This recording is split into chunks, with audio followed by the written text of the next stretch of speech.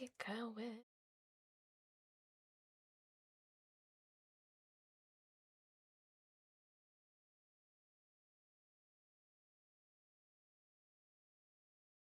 Why do you have to re-download every 2 days?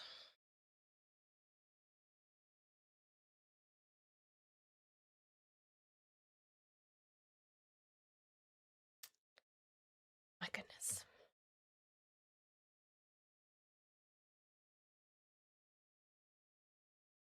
Oh. You're not gonna load now? What is happening? There it goes. Jeez. I'm gonna be late on my TikTok.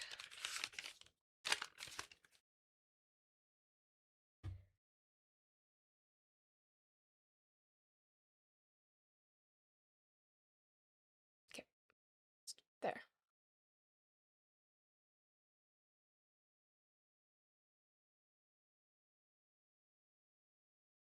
Okay.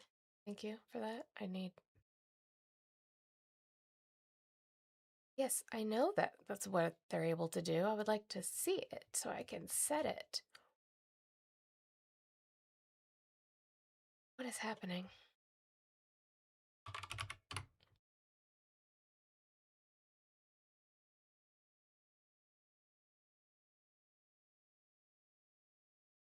Can't set my. I know. Stop it. Oh, okay. It gave me a new. Why? Oh, they put them in order. Stop. Okay, fine. I forgive you. They put the gifts in order. I don't like the window, but they put the gifts in order. Yay, me. Uh, are you first, Lynette? I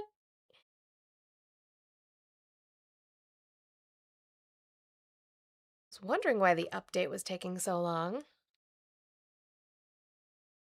but I guess that's why. Okay. Let me yell at everybody on TikTok. That's a hair. That's one of my hairs. I have to vacuum again. Okay. Let's get. I said it for did. So yes. Okay. Good morning, Yami. Hi, Dark Eagle. Happy Friday. Yes, I did see that. I really don't have a story on it, but other than just kind of a headline on saying that, yeah, Murkowski is a no vote, so it comes down to Cassidy. I mean, he lost his primary, so we will see. Hi, Scuba Steve. Hi, Luca. It is Friday. We made it. Hello, a guy in space. We're getting to music. Sorry, I was very distracted trying to get my TikTok to load up, and they updated it so that the GIFs look different, but they organized the gifts. I'm so happy. I can't even tell you how happy I am about this. But yes, I have music. We'll see what you guys think of my music choice, but here we go.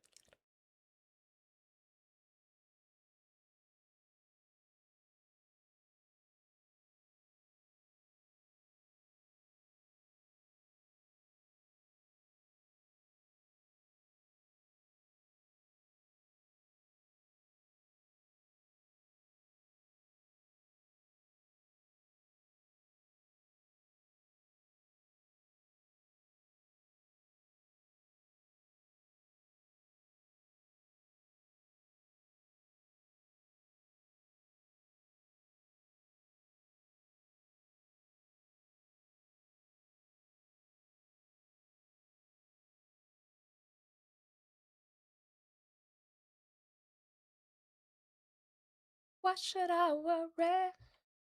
Why should I care? Hi, Ari. But I got street savoir-faire. Billy Joel is a master of music. And is. And is.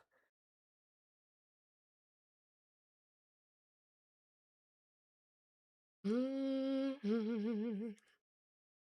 The rhythm of the city. Oh, once you get it down. Crown. You saw this in theaters when you were a kid? I love that. Why should I worry? Why should I care?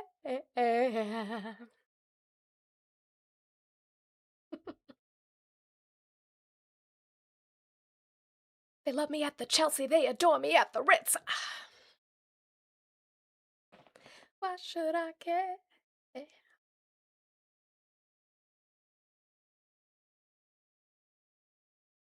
Make sure we tart tapping. Yes, do that. Start tapping. Let's make it good. Oh, I did Scuba Steve. I want to cover that. I don't have it in my outline because it's just like ridiculous. Yeah. Hi, Michelle. Happy Friday.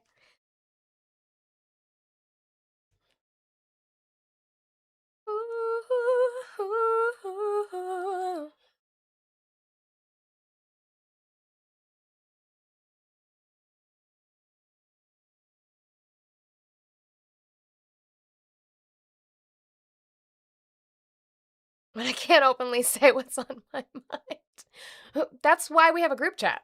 That's what the group chat's for.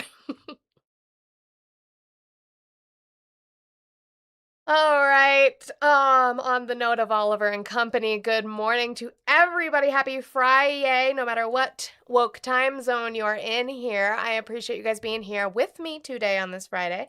Let's get started today. If you're watching on TikTok, if you can start tapping that screen for me, I see you guys starting your way up. There's a group chat. When did Chicky leave? Tap that screen. You guys have been fantastic. I can't even say enough about you the last few days in way of getting us to 400,000 likes. Got you thick. So let's keep working on that. 400,000 likes. I think we could do it. I only asked for 300,000 though. So you guys have been giving me an extra 100,000. So 300,000 would be great. Thank you so much. While we are sitting here, let's share the live out. That means repost it now because as soon as I start showing stuff, TikTok does not like to let you repost. So repost the live now, add it to your story, share it to your group chats here on TikTok and your friends. Helps push us out onto the algorithm. I would appreciate it so very much. We have the Rose's goal that I need 10 more of. You guys have already almost knocked that out. Guys, that's why I was so excited and hadn't played my music yet. They updated TikTok Studio, actually for the better for me so far, is that they have organized the GIFs. I'm so happy. I don't have to look for those little one-coin GIFs scrolling down the thing anymore. They are organized. Love that for me. So let's knock those out as we go. Guys, do not forget that I have the flying jets left in my gift gallery. This is the last day that I'm live over the weekend. That's a lie. I'm doing a testing live this weekend, but that doesn't count because it's not politics. But if you have extra TikTok change, I know it's one of the most expensive and the most expensive I have on my list, but I would appreciate it if we could get that done. That would be amazing to light up that gift gallery for the weekend. I'd love you all so much if we did so. Do your daily heart me if you have not done so. If you have not hit your little heart above next to my name, I would appreciate it if you do. It gives you access to stickers in the chat that you get to use. We have lots of little fun ones in there that we've come up with together as a community. So thank you so much. If you're watching on YouTube, hit that thumbs up button if you have not already.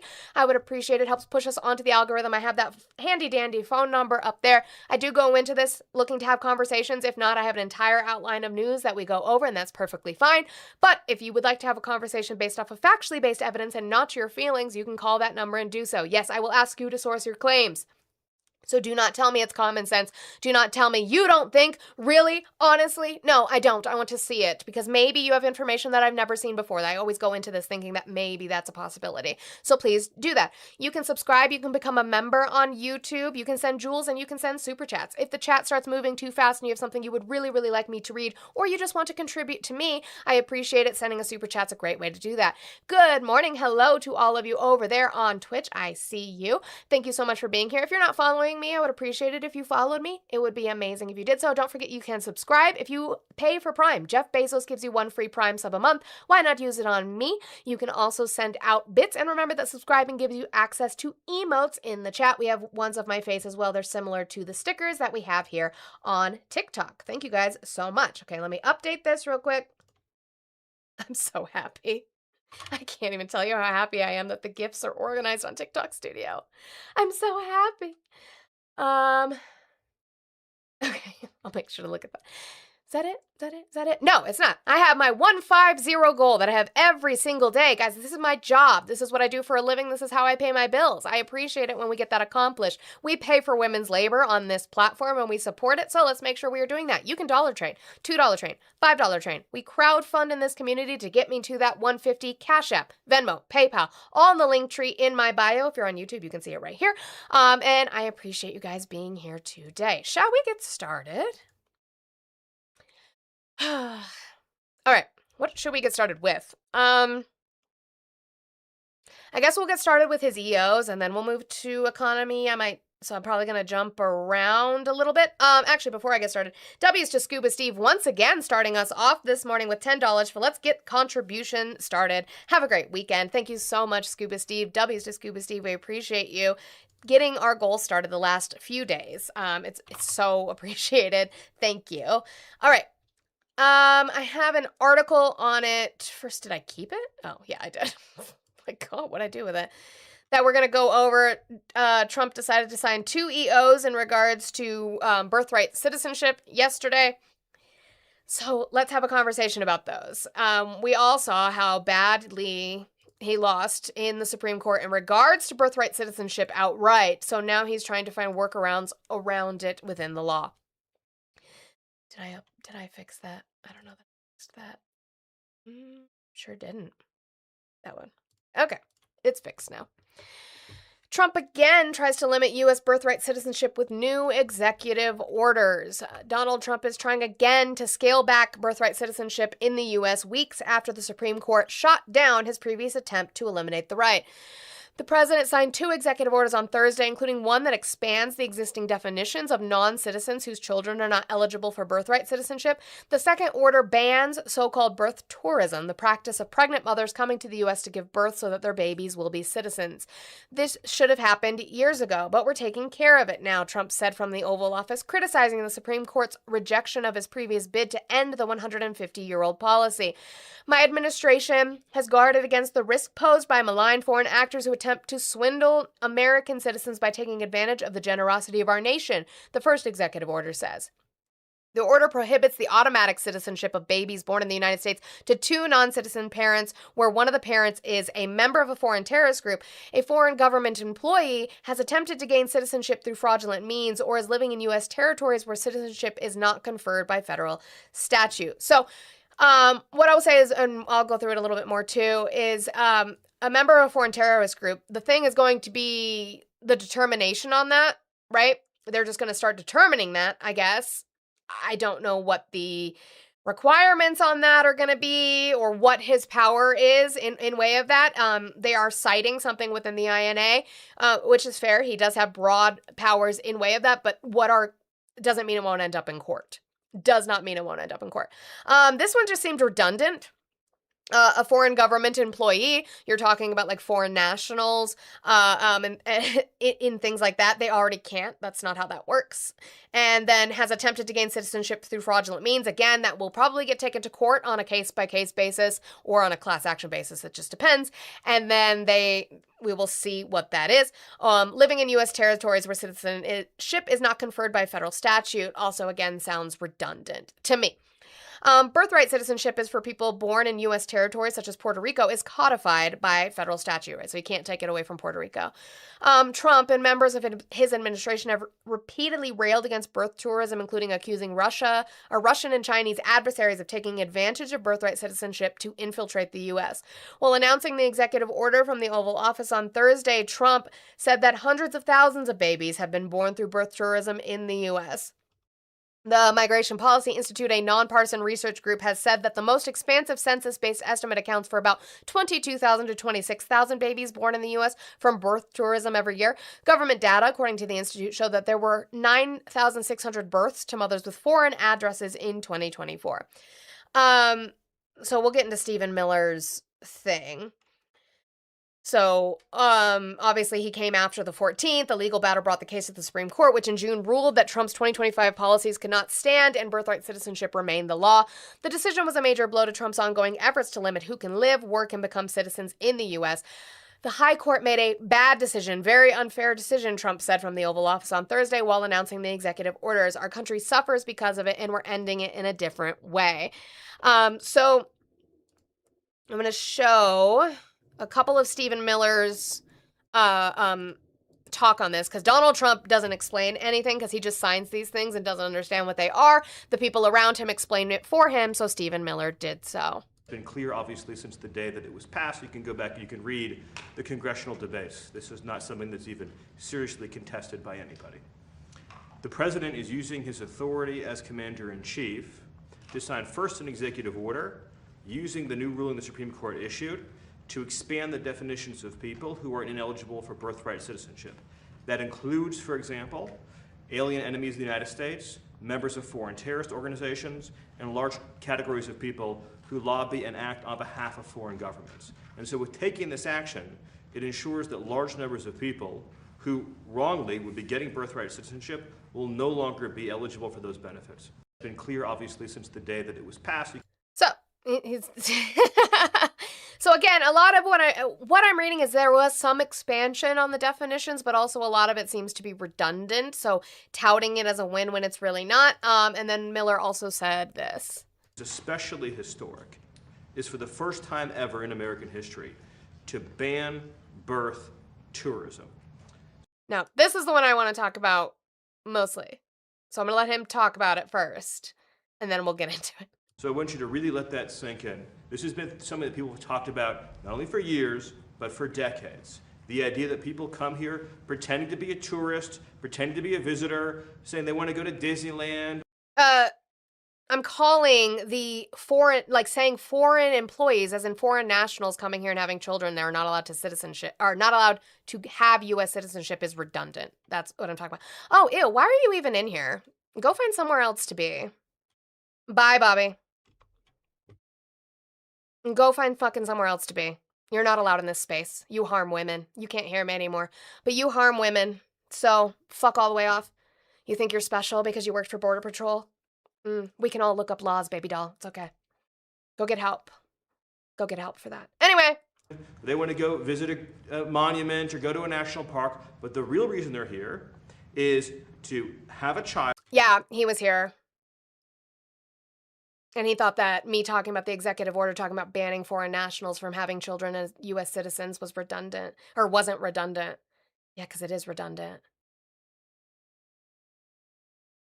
He's desperately looking for places to be now. He's also paranoid. To make that child an automatic citizen, leave our country, and then have a U.S. citizen child. It gives them access under this broken system to welfare benefits, ultimately I blocked him. To the voting booth, and all the other rights and privileges that belong solely to Americans. So that practice of birth tourism. David, you can call him a Border Patrol hero. He's not on your side. He's not MAGA. He's some weird variation of centrist. And his background, by the way, David, says Biden did the border better. So you have fun with that. Go find him. You can argue with him. Is, as of the signing of this order, hereby banned. And what that means is that no one in the world is any more allowed to obtain a visa for this fraudulent purpose. It is probably, and President Trump has done many historic things on immigration, too many till this now, sealed the southern border shut, record deportations, record integrity, stopping foreign terrorist entry, record reduction in drug seizures, dismantling criminal cartels, dismantling the gangs, right? Everything he's done that has been so unprecedented. I would put this in the top 3 in terms of importance because it ends what has been one of the gravest and most egregious abuses of the American system, and it keeps American citizenship sacred. Okay, sure. Your parents aren't from here. Anyway, your parents aren't from here.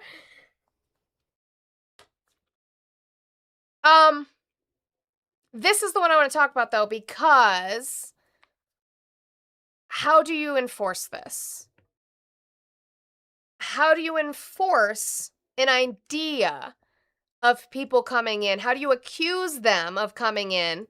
You're going to start making women take pregnancy tests? Oh, I forgot about that part. Yes, Blue, he did. He did. Let's pause for a second. Yes. Stephen Miller said, we've had a record reduction in drug seizures. Wouldn't that be bad? I thought that would be bad. Because that means we're not catching as much. What? Oh, you're just yelling at them. Okay. So what they're citing for the EOs is, okay, why aren't you? You're redirecting me. Then do it. It's so slow. The US site is so slow. Fine, I'll look it up in a different one.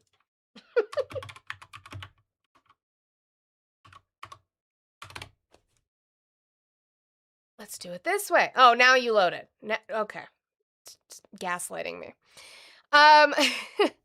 So what they're citing is 8 USC 1185 in way of their orders and part of the INA, right? Excuse me, I can't speak today. Travel control on citizens and aliens. Restrictions and prohibitions. Forgive him, he knows not what he says. He doesn't. Unless otherwise ordered by the president, it shall be unlawful for any alien to depart from or enter or attempt to depart from or enter the United States except under such reasonable rules, regulations, and orders and subject to such limitations and exceptions as the president may prescribe. Citizens. Definitions. The term United States as used in this section includes the Canal Zone and all territory and waters. It gives, and you can read through it, but it gives the president a broad brush to paint with in way of definitions of who's allowed as non-citizens to come in the country and not. That's fair. Okay, fine. That's the law. What I'm saying is that it's still going to go to court. This is not the end of anything, especially because he keeps doing it with executive order. Now, if you had Congress do something like this, it might be a little bit stronger. It would still go to court, but it would be a little bit stronger. But you are using executive orders, again, as legislation to try and get yourself a headline and see it as strong. Doesn't necessarily mean it is. So I went into, I found this website, which kind of gives you a better breakdown. Like we said, Stephen Miller actually kind of explains it pretty well. And the BBC article as well, but like the first order about where a parent is an where a parent is an alien enemy, defined to include members of designated foreign terrorist organizations under 8 USC 1189 and specifically designated global terrorists. Now, again, you would have to prove that. You would have to prove that. Trump can't handle BBC. You would have to prove that. 2, where a parent is a foreign government employee, including embassy and consular staff who are nationals of that country and employees of international organizations holding immunity. That's why I said it's redundant, because we already know that. Where a parent entered a commercial transaction to obtain citizenship for the child, including surrogacy arrangements. Sure. So if they have a surrogacy arrangement and that arrangement was gestational up until the point of getting here, totally understandable. Where the child is born in a U.S. territory or territorial waters in which no federal statute confers citizenship. I would think that that's already, since that's the statute, that would exist already. So what they're saying is if you're coming in from a U.S. territory that doesn't have that statute, your child is not a U.S. citizen. That's going to get fought in court, for sure. This is all going to court. And then again, the second order delegates the president under 215 of the Immigration and Nationality Act, that's what I just showed you, to revoke travel authorization, bar entry, and remove foreign nationals who travel to the U.S. to give birth. It defines birth tourism as entry on non-immigrant visa for the purpose of giving birth on American soil or facilitating such entry. The order grants exemptions on humanitarian grounds as well as in cases where the foreign parent's injury is considered to be in the national interest. Again, I don't know how you enforce that. Like, how do you enforce that? So for me, that one, if anything, doesn't mean anything. This one, sure. Like, in way of changing definitions, expanding definitions, that one makes sense. I don't see how you enforce this one unless you're starting to try to say women are pregnant and forcing them to take tests or something in that manner. But Donald Trump had his own explanations on things he signs that he doesn't understand and how it gives him the right to attack birthright citizenship.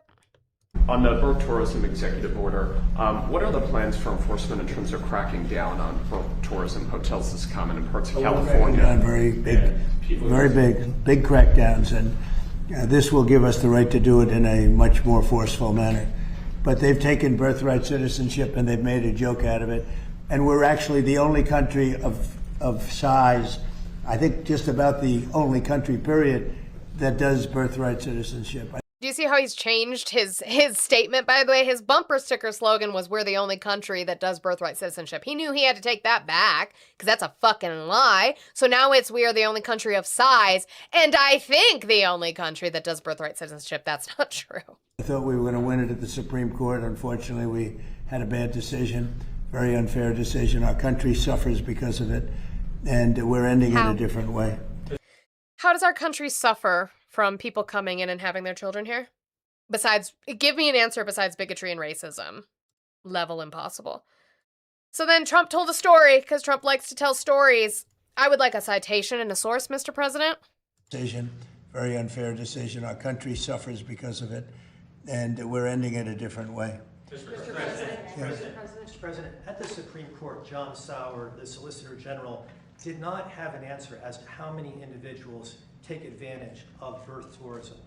So, when asked during the oral arguments about the birthright citizenship case about the 14th Amendment, John D. Sauer, who is the attorney for the Justice Department who was doing this case in front of SCOTUS, he does a lot of the arguments in front of SCOTUS, he was asked, well, how many people are taking advantage of birth tourism? He didn't even have a number, which is insanity because BBC cited a census, but they do, which I don't even know how you do that. What do? You ask people, like, did you use birth tourism? And they're like, yes. I'm asking. I'm legitimately asking. I'm like, I don't know how you calculate that. But John D. Sauer didn't have an answer. Is there a number that you I'll can tell you cite? right now, hundreds of thousands, okay? Hundreds of thousands. Where do you get that from? Where do you get that number from? You have one man came in with a family, said he had 56 children. Another one came in, they said they had 98 children. Oh,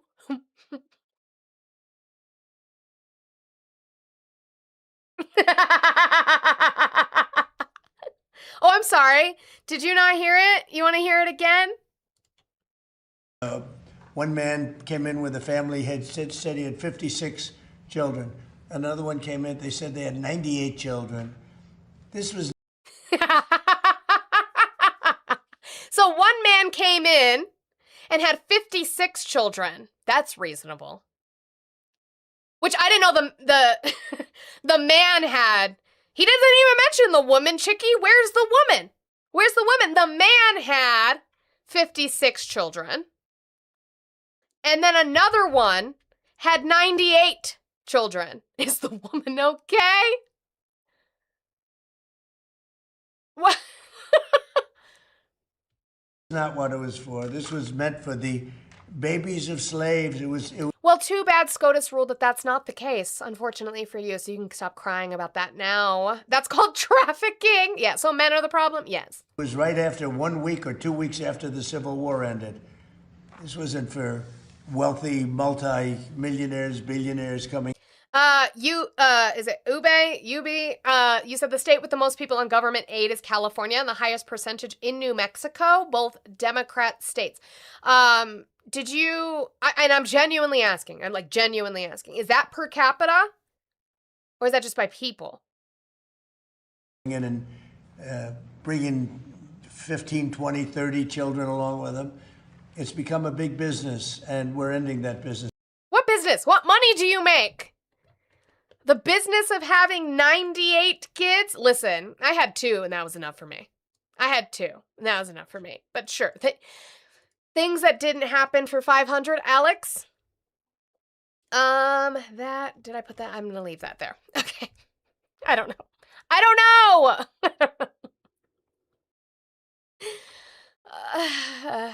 That would fill the whole plane. Yeah. You mean you didn't want 98 kids? No, I didn't. I don't like your profile picture. Like, at all. Why can't I see you in the requests now? Hold on. Because you have a private profile. I don't like it. I don't like your profile picture. No, thank you. All right. Let's do a hard pivot to the economy.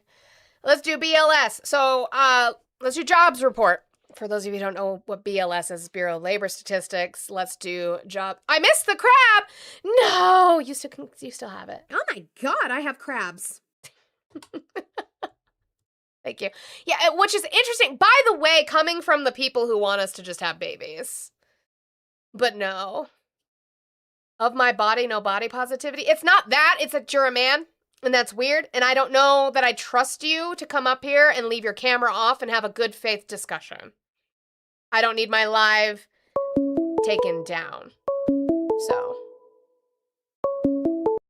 Thank you for calling the stream. Can I get your age, state, and who you voted for? 33, Pennsylvania, and Trump. Okay, why are you still supporting Trump?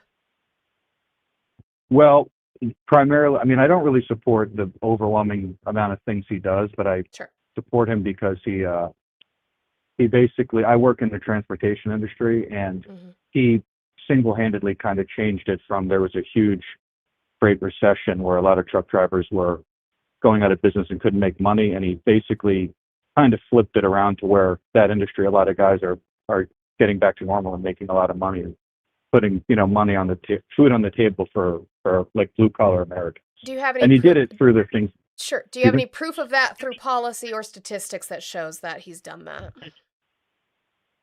So what he basically did was through whatever he passed, a lot of foreign truck drivers who had CDLs, they had their CDLs revoked because Trump implemented new tests for you have to know how to read and write English, and you have to be able They to already read. have to do that. All he did is he ensured that the Yeah, tests, but- no, and he didn't do this, Sean Duffy did, but ensured that the tests have to be given in English, whereas there were some states that were giving it in other languages, but you still have to write and read English proficiently. That has not changed. Yeah, but it Okay. also includes being able to properly read the the road signs, Yeah, for that was commercial already a vehicles thing. and things Can you like show that. me where that changed? 'Cause Right. that was already a thing. Well, because now since it's being more enforced, a lot of foreigners had their licenses revoked because they weren't able to pass those tests. Sure. And because those foreigners now had their CDLs revoked, the market then becomes more competitive. So now native-born American truck drivers are making more money because they don't have to compete with migrants who So work can for you- pennies on the dollar. Excuse me? As long as they're getting paid above board, they are legally getting paid. Can you show I'm not me? saying they're not. I'm not Okay. saying they're illegally paid. I'm just saying they drive down the wages Prove that. because I No, can prove it it with by seeing. statistics. I don't want your anecdotal. I see it with my own eyes. Okay. No, I would like to see where that's a fact. Well, I can't prove it with statistics. I don't That's have it what I right in front of me. What I So, can tell you, let can me you show let me just me- explain. can What you I show can me tell a you is with supply statistic? and demand. No, that's silly. Yeah, go That's ahead. just silly. But you can't. How you is it can't. silly? It's because supply and demand of labor. No, but you can't show me where they are bringing down the wages, because if they are working for a set company that has to follow the law, they're getting paid the same Right. wage. No, that's not how it works. You don't know They'd how be these getting- wages work. they'd I'm be not getting talking about paid- they're getting paid an They'd be hourly getting wage. paid a I'm base. talking about Is there when- a baseline wage in your line of work where you have to get paid this by law? No, that's not how it Bullshit. works. You don't understand how this works. Let me Bullshit. explain. It's not. Bullshit. They're not. Minimum do you want wage me to exists, explain so or there not? has to be a baseline pay for your line of work. So you're lying already. No, you're not. You're not letting me explain. For I truck don't need you to drivers, explain. well, because you don't understand how it works. They're not paid an hourly wage of minimum wage. They're What are they paid based on what the rate for the load costs. And a lot of these migrants will accept loads that are paying very, very cheap because they just send all their money back home. They're not getting paid a minimum wage. Do you They don't believe even in understand how this capitalism? works. Do you believe in capitalism? Yeah, of course.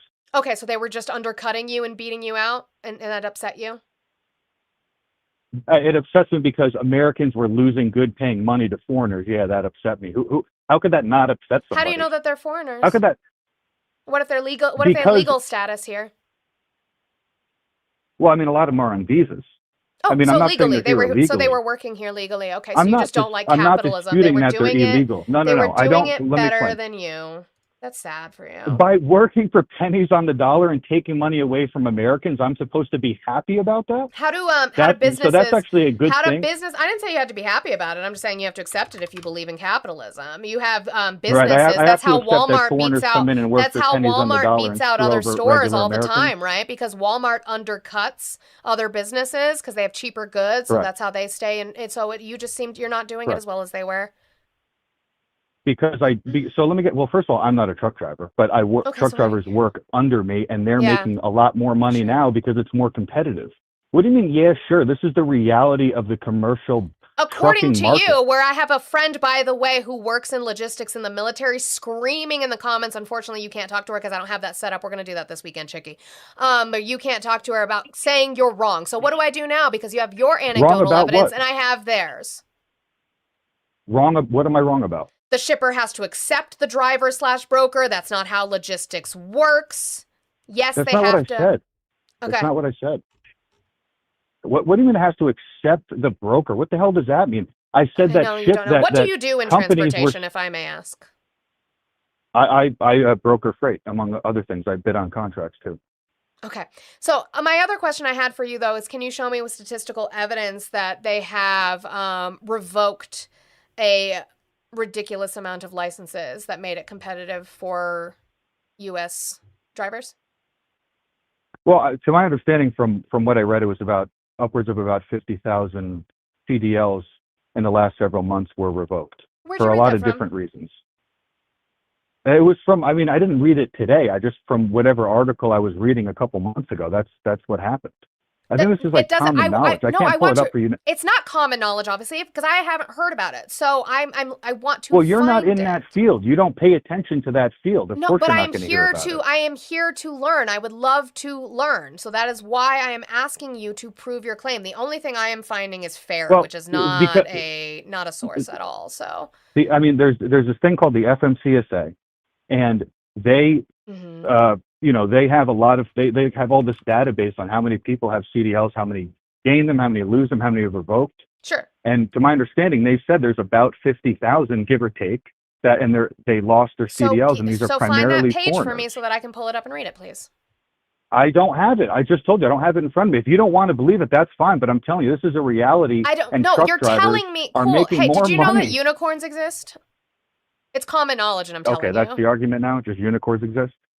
Well, you don't have to Just believe fairy it, tales? but I'm telling you that unicorns exist.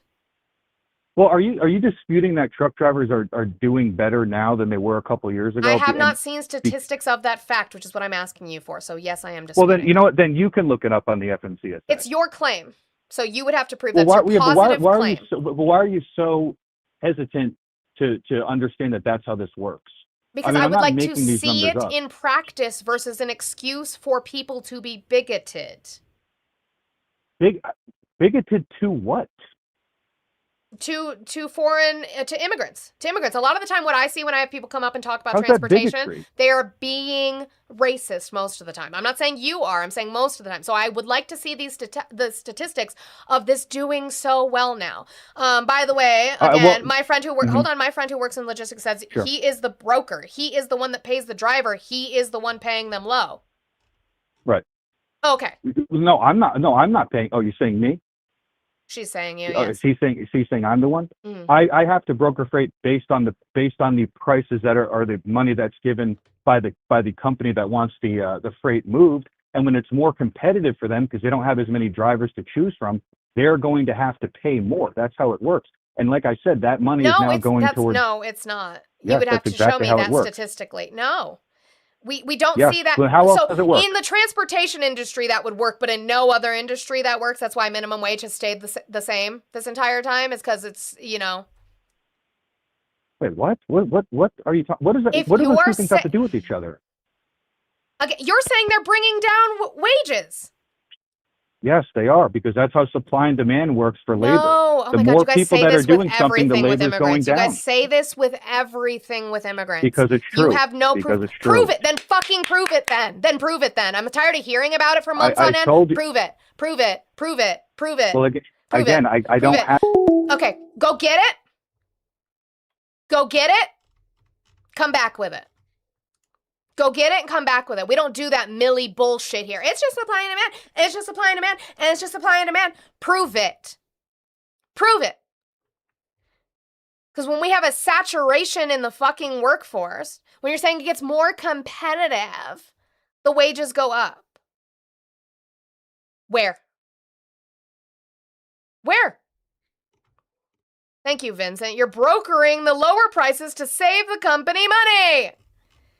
You don't like you love capitalism, but you also hate it when it works against you.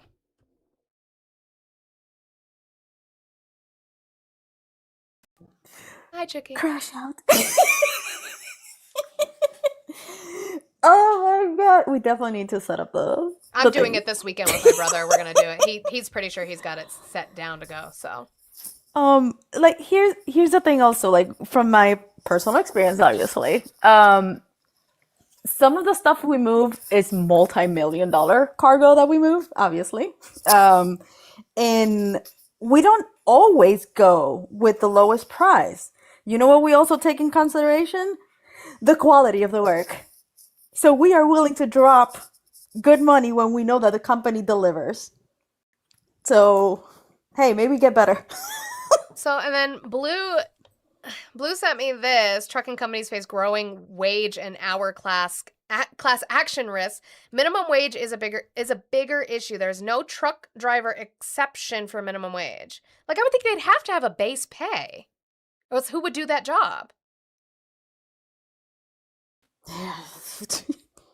I feel so bad for all the truckers. I freaking love truckers. They're so nice. And they're just trying to put food on the table. As again, my brother works for Amazon. He talks to a lot of the drivers sending out the pallets, sending out the truckloads. So, like, I still have on Facebook like 5 of the drivers that used to go when I was in South Carolina. And they're always like tagging me on like, look at this load that I moved.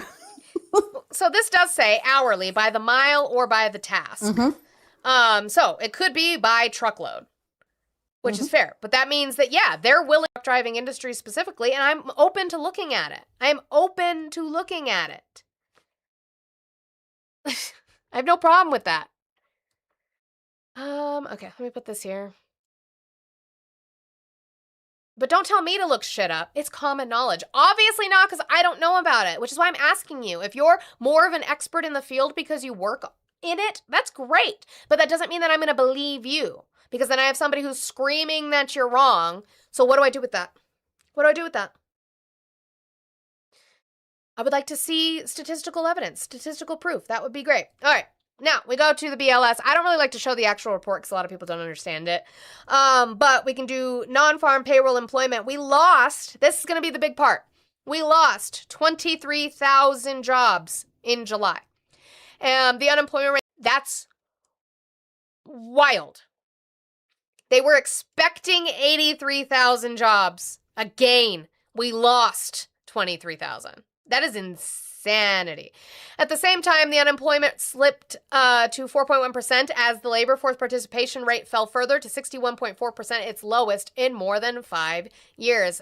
We've had this chart for a while, all the way up here from 2022 to now, as we can see, since Donald Trump took office, we've had little to yourself, and everything would be fine. Seven, how are you today? Hey. Did you vote for Trump? Yeah, I did. Can I get your age for TikTok, please? I'm 19. What state did you vote in? I'm Colorado, Denver. You voted in Denver? Yeah. What time is it in Colorado? It's like, I'm not sure I have military time on. Do you know military time? I do know military time. Both of my parents were in the military. What time is it in military time right now? It's like 10 a.m. Nope.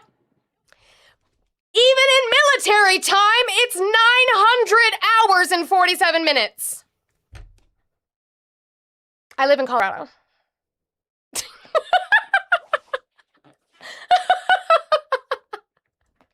It doesn't change until after you get afternoon. Afternoon, military time then goes to 1300, 1400, 1500. Morning, still 900 hours. Holy crap, it's 9:47. What are we talking about? But sure, you voted for it. You sure did. Anyway, let me get to this CNBC thing here. That was great. I loved that.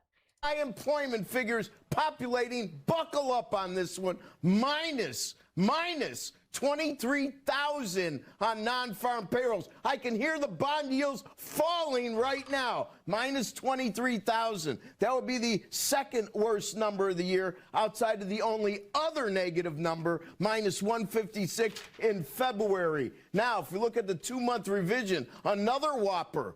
Minus 103. I know, he is spitting through the screen. I don't know why he gets so upset he's spaghetti. 1,000.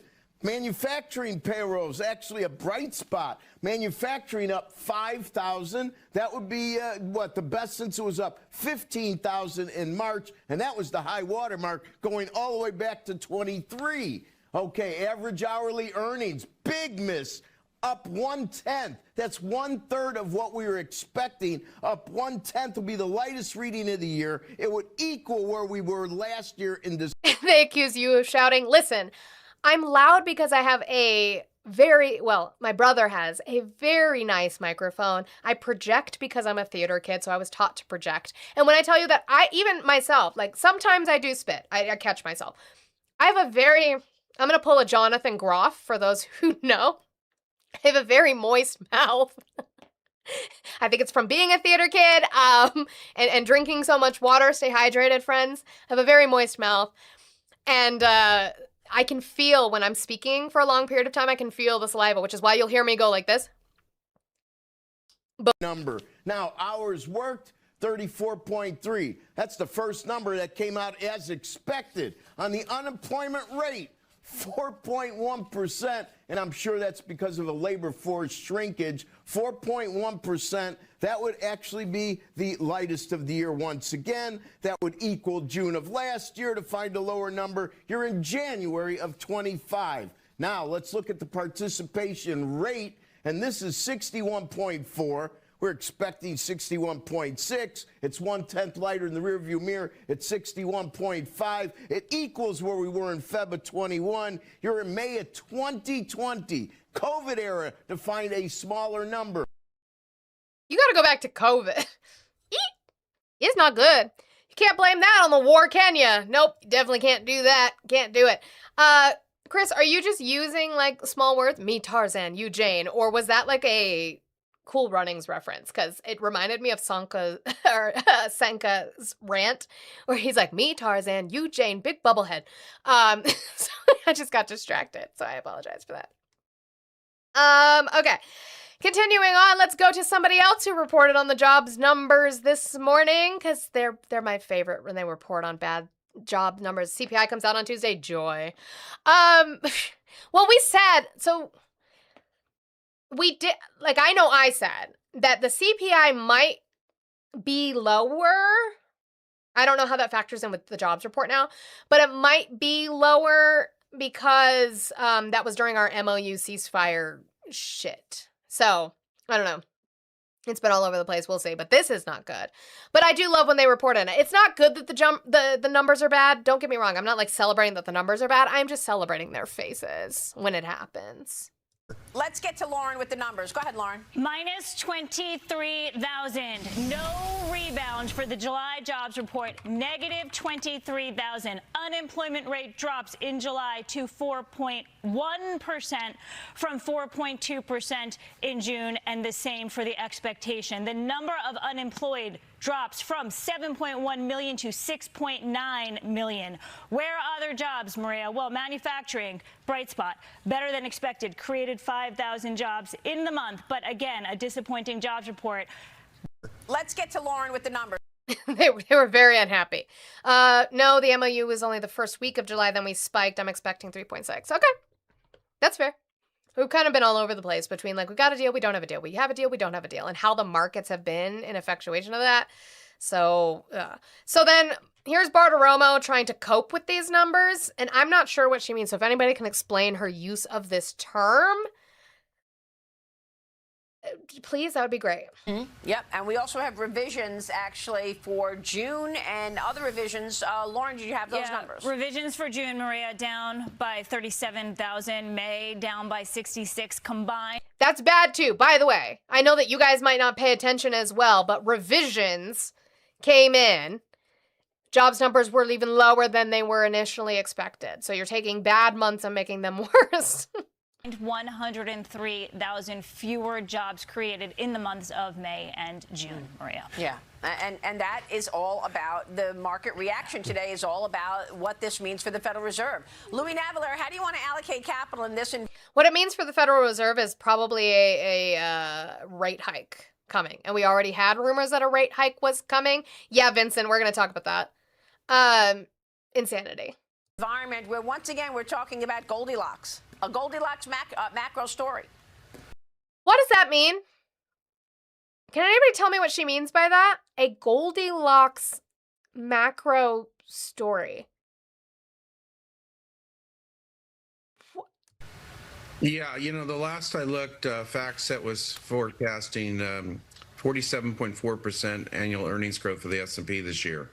But that was before pound. It's not too hot, it's not too cold. Sure, but it is. It is. That's because it is. Like it's not Goldilocks. It's not looking good. Volunteers blowout results. So we might hit 50% earnings growth on the S&P right now. That's unbelievable. And you just can't. Oh, the stock market's doing good though. The stock market's having a good day as the rest of the fucking country burns. I'm so glad that people who have the money to invest in really that are rich people can do good.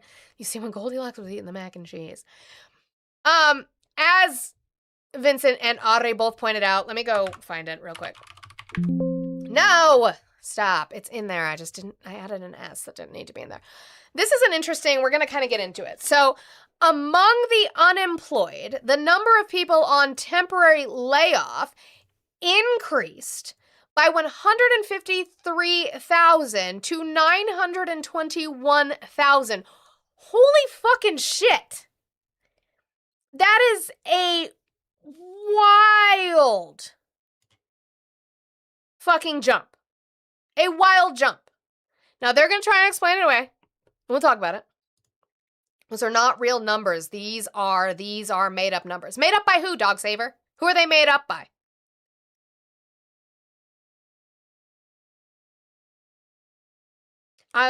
No, Frank, because I'm a theater kid, I'm not in dance. I didn't do interpretive dance. I did theater. In the theater. I did choir, I sang, I did musicals. So no, I can't interpretive dance for you because I'm not a trained dancer. The job number says we lost 23,000 jobs. We gained 108,000. Unemployment went down 4%. If you're going to talk, use the right stuff. Don't fucking puke out false. This is from the... Where does this come from? Where does this come from, Dog Saver? Can you tell me where this comes from? Who gave this out? Where does it come from? I just looked it up. Yeah. And I'm reading it, and I'm reporting on what CNBC is saying about it, and I'm reporting on what Fox and Maria Bartiromo are saying about it. Yeah, those are government numbers, buddy. Government fucking numbers. Let's go to Kevin Hassett, who's always their man to throw out in response to the jobs numbers. And all you have to do to ensure that the job numbers look good, all you need to do is throw out the bad numbers. Just don't look and they don't exist. Jobs number is out for July. Employers are cutting 23,000 jobs last night. That's well below the number we were expecting to add, about 80,000. Unemployment rate did drop lower, 4.1%. Let's get a take on that now from the White House. Kevin Hassett, National Economic Council Director. Sir, good day to you, and thank you for coming back here. Great to be here. Just give me how do you read it? Strength, weakness, go.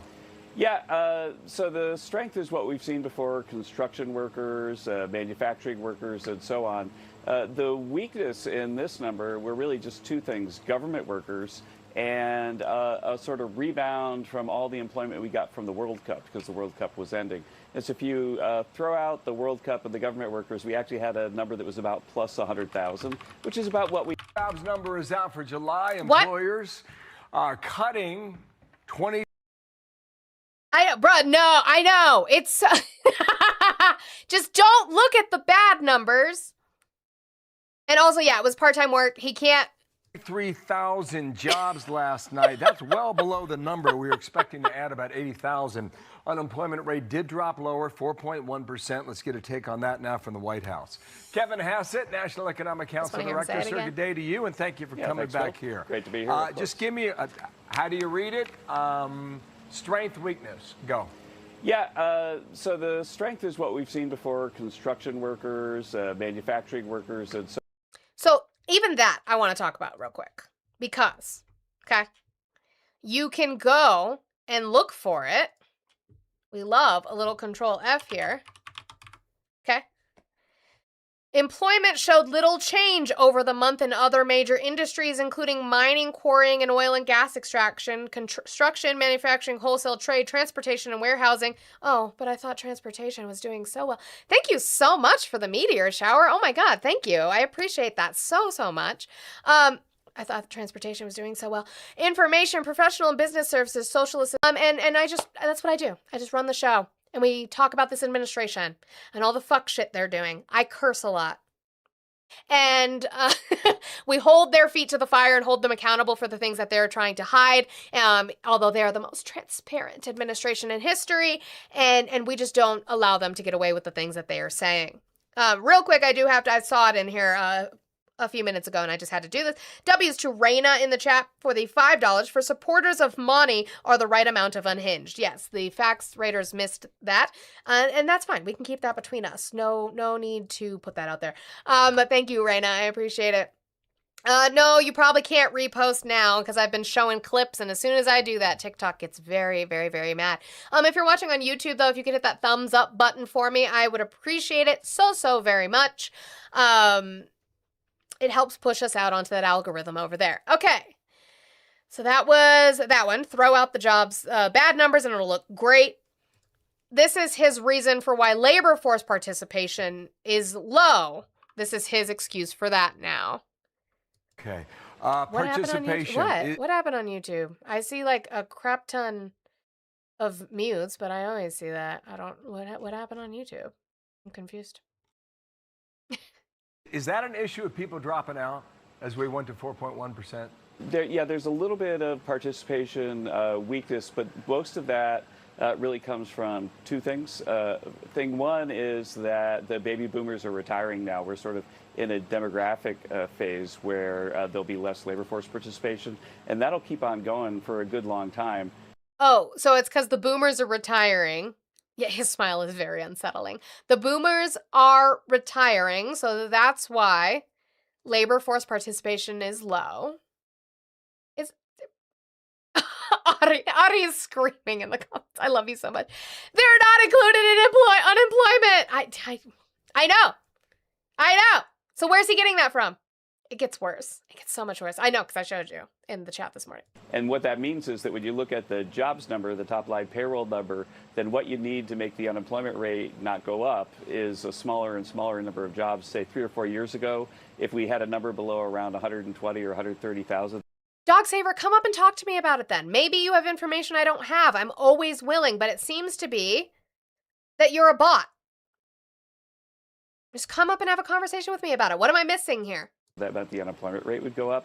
Right now, the break-even point for unemployment is about 40,000 because labor force participation is declining. And of course, the other thing is our tight border policy. So we don't have all these foreign illegal workers, stampeding into the economy, and that used to also show up as inflated job numbers.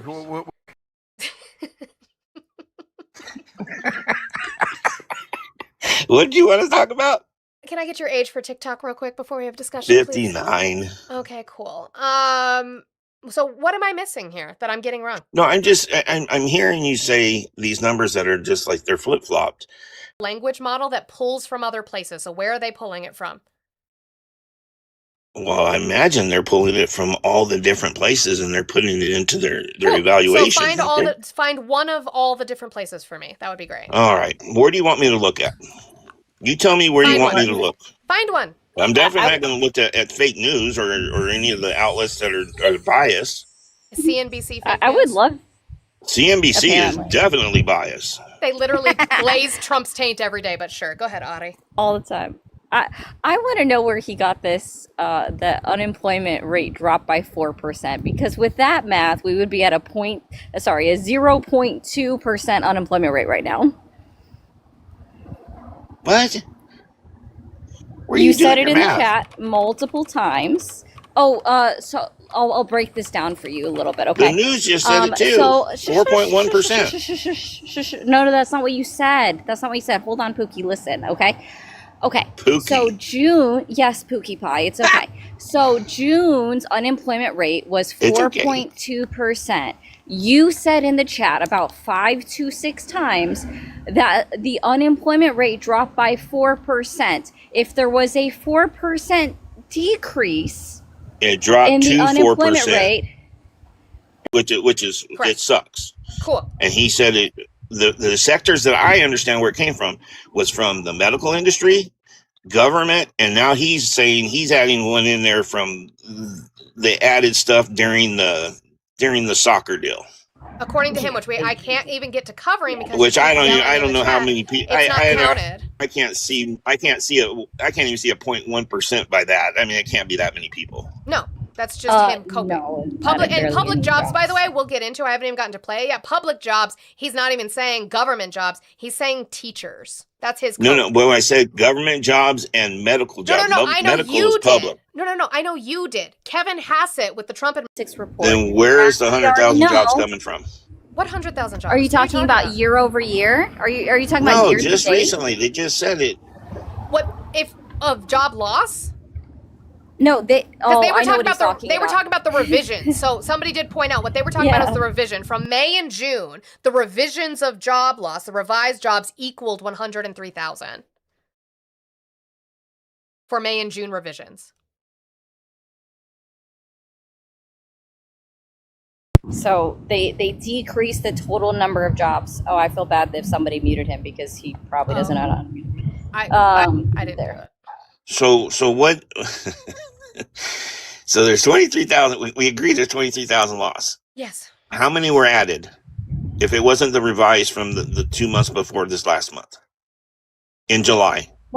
23,000 jobs is the number that was added in July. That's the number that was added. They said that was lost. No, that was all that was gained for the month of July. They were talking about the revision down total between May and June, right? The revision down was 110,000 jobs 103. revised down, 103. Mm-hmm. So they deducted 103,000 jobs from the months of May and June. Okay.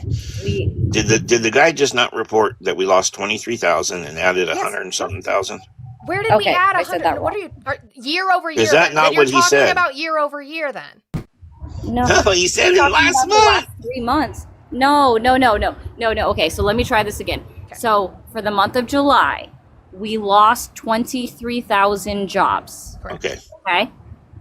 For the months of May and June, they revised down the numbers by 103,000 jobs in total. So That's not my question. How many were added in July?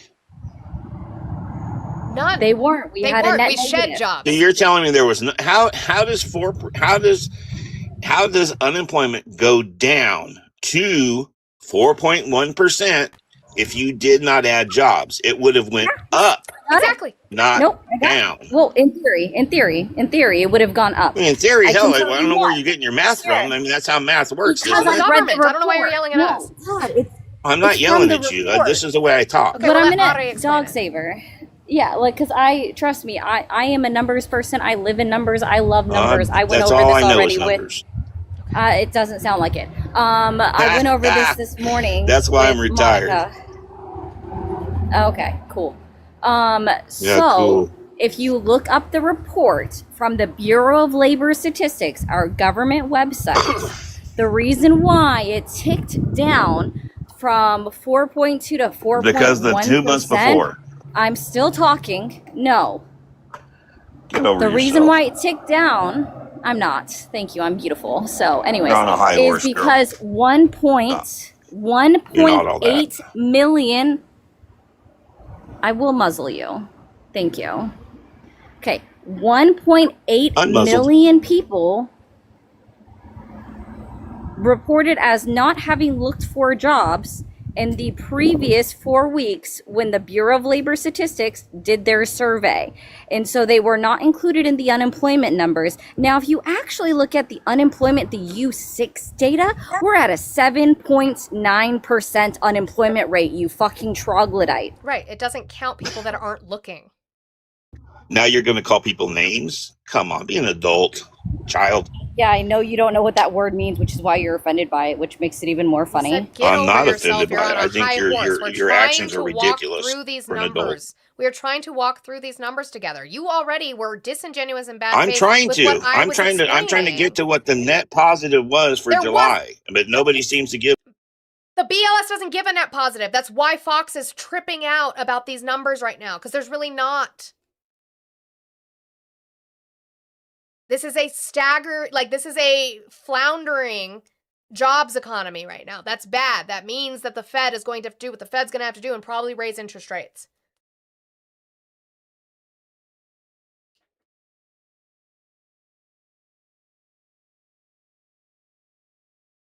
Am I getting that correct? So what the months before July was revised, that's why unemployment went down to 4.1. Is that what you're saying? No. No. Well, then how does it go down? How is unemployment, what do we calculate unemployment based off of? People unemployed. How do we find that? Do you know? How do we find that? I would think. How do we find that? And job loss. Yeah, how do we get that? Call unemployment, I guess. I don't know. Somebody, hopefully, they're keeping track of it. People receiving What does it unemployment benefits who are actively looking for a job. What she just Oh, told and you that you that's weren't- reliable. Hey, what she just told you that you weren't listening to is we had a reduction in the workforce of people not getting benefits, not looking. Yeah, so what does marginally attached to the labor force mean, Dog Saver, since you're so good at this? I don't know. I'm not a labor person. People marginally attached to the labor force are those who are currently neither looking for work but indicate that they want and are available for a job and have looked for work sometime in the past 12 months. Discouraged workers Yeah, are a but that's subset of skewed. the marginally shushies.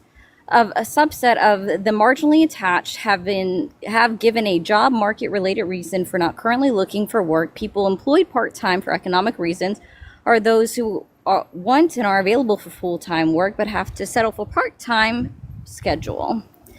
So Okay, this so is does it have actually in there the people definitions that don't take provided jobs 'cause by they feel it's directly beneath them? from the Bureau of Labor Statistics, which is why when you actually utilize and you look at all of the numbers, it's the A-15 chart on the BLS, right? A-15 chart on BLS, okay? Our real unemployment number, if you include those who are marginally attached to the labor force, plus total employed part-time for economic reasons, meaning they want a full-time job, but they're limited to what they could. It's a 7.9% unemployment rate, sir. Okay. You need to learn how Now, to how read many data. jobs are out there that people feel is beneath them to do and they don't take them? That doesn't have anything. That's why what we're that talking number about. is skewed because there's so many jobs that are open that Okay, so people they're not will paying not enough. take. So jobs aren't paying enough. So jobs aren't paying enough. You so have jobs a aren't paying minimum enough. wage. So jobs aren't paying You enough. have a minimum wage. And the minimum wage I is what? started off at And the $3 minimum an wage hour. is what? What's the Well, in minimum California, wage? I think it's $20 What's if I'm it not federally? mistaken, or What is it 25 now. federally? What is it federally? $20. What do you mean it's not $20? What You need to is do your the research. California is 17. Yeah, It's 17, What are dumbass. the No, it's not. what's It's the 20 federal- now. Everybody got a bump. What is the federal minimum wage? I don't know. Dano even gave you the answer. It is $7.25. What's the administration doing to make it a Okay. more favorable market Is that for better than poor nothing? workers? Is that better than leeching off of the government and the people God, that pay sweetheart, taxes? you don't know anything Getting about that either. You're not getting unemployment Oy benefits. vey. I think you don't understand. I'm talking to a wall here. We're literally the ones talking to a Yeah. brick wall. Okay. Thank don't you. Have a good day, understand, Dana. ladies. Bye. God Run away, bless you run and away, hope sweetie, you're but no, safe. no, thank you. Hail, Hail Satan. Satan. No, I won't run away. I'll stay here. So you were running. Thank you. You don't understand data, Oh, so I well. guarantee you don't understand welfare benefits and their usage in this country. But to sit here and say that $7.25 is better than nothing is insane when the cost of living keeps increasing, but the wage growth is not. It's like, and also it's disingenuous to say that people aren't taking jobs because they're beneath them. That they actually, the Bureau of Labor Statistics categorizes those people as the ones that had to settle for part-time employment because it was the only job that they could find due to economic reasons. Like, it's actually listed as a part of their statistics if you look at their chart A15. Like, they consider all of these things. I'm sorry, you've never taken 5 seconds out of your day to actually study the data. But also, Ari, it's kind of a pivot, but it's not. Doesn't that also prove the point that we've been making that immigrants take the jobs Americans won't do? Yeah. Oh, okay. It is beneath there's them, that too. so immigrants do that. Okay, got it. And also, like, if people feel as though that a job doesn't pay enough for the work that, that people have to hear that, by the way, on PodSave, they had a whole fucking Walmart message. They're promoting Walmart now. I did not hear that. I skipped through their ads, so I did Yeah. not hear that shit. No, I listened to one of their ads and I was like, "Oh, we're promoting Walmart now." Oh, I gotta yell at this them is where again. we're The at. amount of times that I send them messages just that are like, "You pissed me off," is insanity.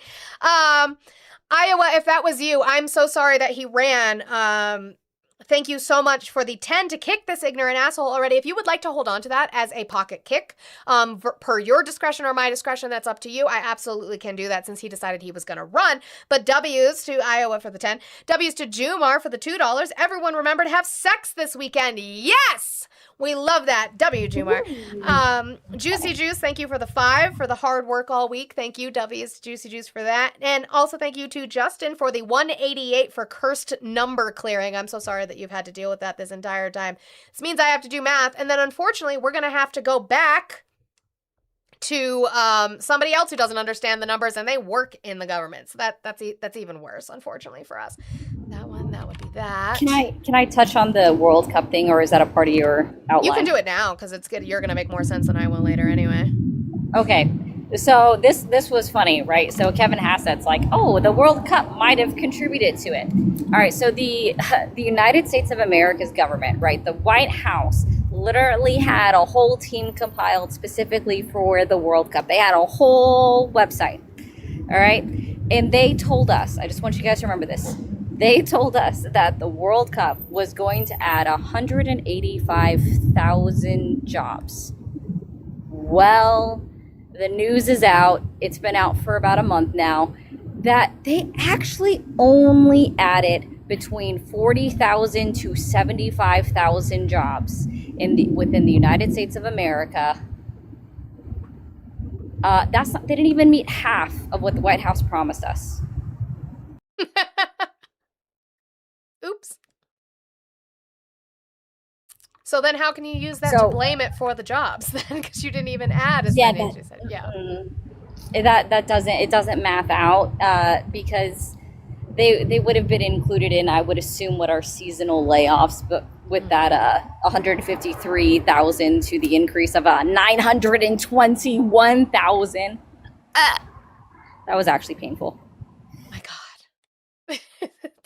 Like, what did I say? Because I was genuinely asking. I'm like, what did I report on that was wrong? I'm reporting on BLS. That's of all the things, when I do jobs report and CPI, I'm literally just reporting what they give me. So I don't know how you can add bias to what I'm saying. But you pulled the Bureau of Labor Statistics is a liberal website, okay? It is a liberal website. You're right. But ChatGPT is a good source. Yeah. Oh, you mean the AI bot that I can train? Yeah, that one. Oh, interesting. Huh. Okay, I go back inside to AC. Okay, bye. Oh, I love that. I love when she gets to do her smarts. It makes me so happy. So I played it, but on top of apparently boomers who are not counted leaving the workforce, and that's why the workforce went down. Also, the workforce is going down because of the amount of deportation, according to Kevin Hassett, is leaving us with a lower baseline for workers. So whereas we were up here, he is saying because of the amount of immigrants we've gotten rid of, our baseline, our regular baseline, where we're going to be normally, is going to be down here now. Again, also doesn't make sense because if we are deporting undocumented immigrants, I don't know that they're counted in there either. I mean, they have to have work authorization, which means that they're not undercutting other workers because they're working legally. But it doesn't seem to make any sense. But as he said, you know, they're taking jobs that they're not taking jobs they feel are beneath them. So, you know, sure, whatever. Continuing on, this is the one I wanted to talk about, which even Dog Saver said, like, yeah, it doesn't really make any sense. And he touted it like 3 different times this morning. Undocumented immigrants aren't counted. I didn't think so. Because they wouldn't be able to apply for unemployment. We're seeing. Well, 50,000 fewer government jobs. Did the Doge savings have anything to do with that? There was some of that, but it was also one of these weird seasonal things where because there was a lot of snow in the winter, a lot of schools had to stay open longer to make up for the snow days. And so the teachers got laid off in July instead of the end of June.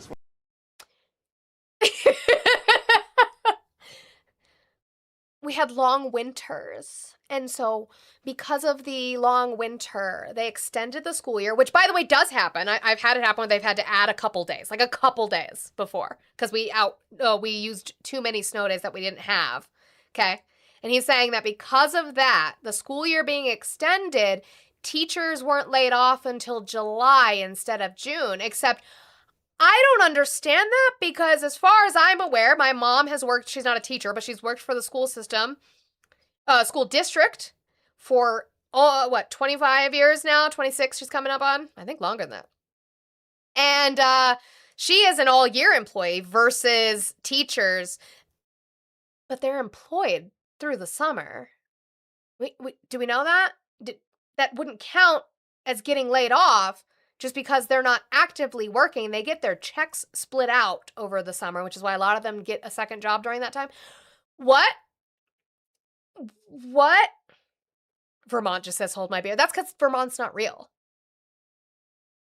So what are you talking? The majority of it is because of teacher layoffs? We're seeing. Well, 50,000 fewer government jobs. Did the Doge savings have anything to do with that? There was some of that, but it was also one of these weird seasonal things where because there was a lot of snow in the winter, a lot of schools had to stay open longer to make up for the snow days. And so the teachers got laid off in July instead of the end of June. It's one of those weird things. How about AI?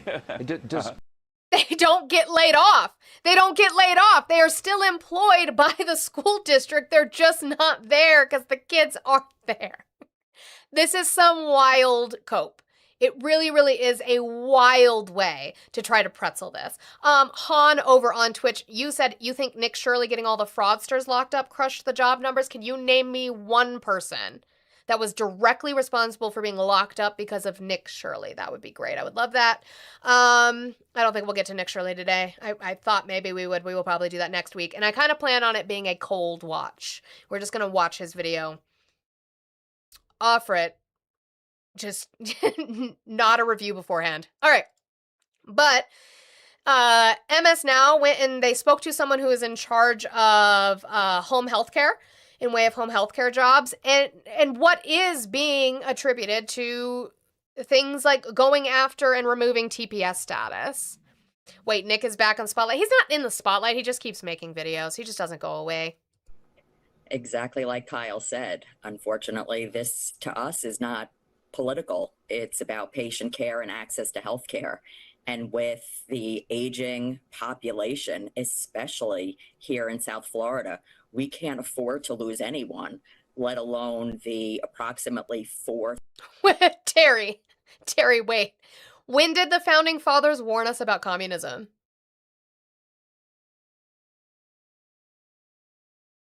The founding fathers? Okay. Can you find me like a speech? Like a document where they warned us about communism? 1,000 nursing assistants that will no longer be in the workforce for us. So what's it going to be like? So let's say all of these people are forced to leave the workforce. They're deported because of ICE. They're afraid to show up to work. Yeah, it was Paul Revere. The commies are coming! The commies are coming! One, if by land. Two, if by the workers own the means of production. What is it going to be like, Amy? Well, legally, we can't hire them if they don't have TPS status and they are not available or not allowed to work. So we've had to terminate people. And that's very real, right? That affects aging people trying to age safely in place at home. That's our reality now. So we're leaving families burdened, maybe in the sandwich generation, trying to take care of their own children, work, save for their own retirements, and now they have to take care of mom and dad because caregivers may not be available to do that for them. Are you going to be able to find new caregivers? Are there Americans waiting to take these jobs, Amy? Absolutely not. Uh-oh. So you get rid of these people who have legal work authorization under TPS, which was a legal status, and you sit here and you strip it because you're just a bunch of racist fucking bigots and don't realize the benefit that they give to our society. We've talked about it before in relation to Ohio and Haitians and what they have done for the manufacturing that you all say that you want to see back. Not only that, but home health care. And guess what? Americans aren't going to take up those jobs. Unfortunately, caregiver recruitment has been a challenge, quite honestly, since. Oh my God, thank you. That is beautiful. Thank you. I appreciate that so much. W's, I don't know if I'm going to say your name right, and so I'm so sorry. W. Sarissa, I hope it's that I'm saying it right. Thank you. COVID. And now this only compounds our problems with hiring. But according to that guy, it's going to be more competitive, so they're going to have to raise the rates. Yeah, that's totally what's going to happen. Or our healthcare industry will just suffer. By the way, it's bad to shed healthcare jobs. That's bad. But it's fine because Trump has a message. He's going to fix it, guys. He has a message on affordability. And Mr. President, Republicans are arguing a lot right now about affordability. What is your message on affordability going into the midterms? Well, that's a good question, but it's sort of simple to answer. He has a simple, digestible answer for us. Thank you so much, Z-Spark, for the singing frog. I don't know why I wanted to do the Little Mermaid when you sent that, and I wanted to do, but that wouldn't make sense. It would probably make more sense to do something from Princess and the Frog. I'm almost there. Almost there. All right, so simple answer. Here's a simple answer for affordability. Are we ready? Words of wisdom. I inherited the highest prices ever. I inherited the worst inflation in the history of our country. What about Biden? Oh. And we have done an amazing job. And so let's talk about it, because we have to do it almost every day that we talk economy. I hate having to do that. He inherited the highest prices ever. Citation needed. I inherited the highest inflation. Jesus. Every day. Every day. Every day. Here's January when he took over. Okay? He had half of the month. Biden had half of the month. So if you don't want to give him that, fine. You can give him this one. 2.8. 2.8. Yes, Jolie, people are suspecting that he got a new wig because his hair definitely looks different than it has in the past. But if you want to give him February instead of January, because that was both him and Joe Biden, fine. 2.8% inflation. So then let's do Joe Biden's last month, which would have been December of 2024, 2.9. So you inherited the highest inflation because what you guys want to do is talk about this. That's all you want to talk about is this. And that's not what Trump inherited. Trump did not inherit 9.1. He inherited 2.9, or you can give him 3.0 if you want to do the higher number. What is it now? 3.5. And by the way, this is coming. So no, stop letting him lie to you. He did not inherit the highest inflation. He inherited pretty decent inflation, and he is running that shit into the ground. By the way, you don't even understand what inflation is. The rate with which goods increase. So even if it's going down, your costs are going up. But it's okay, because Donald Trump, he's brilliant, guys. He's so brilliant. I can't even tell you how brilliant he is. Well, tariffs are bringing us hundreds of billions of dollars worth of dollars. I mean, just money. The money that we've never seen anything like it with no inflation. By the way, everyone said, oh, there'll be inflation.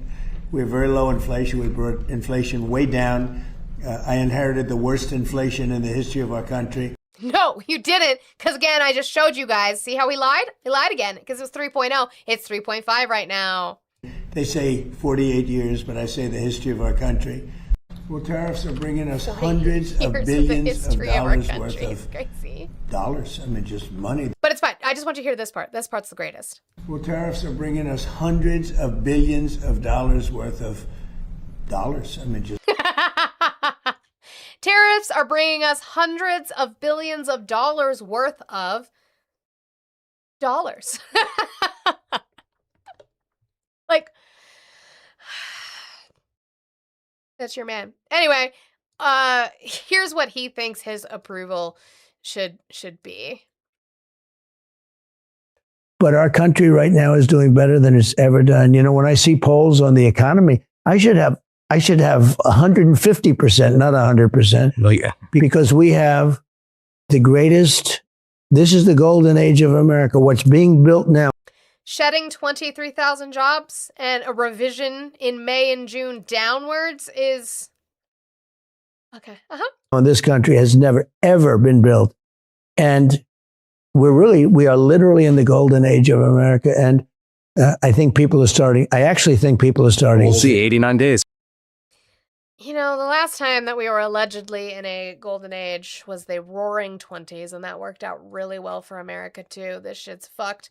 This one is just for me to be petty, because I don't know, he's using words again. The best words, as Blue says, as Trump says. What does this mean?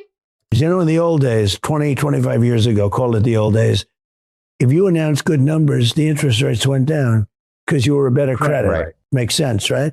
Now it's all bakakt.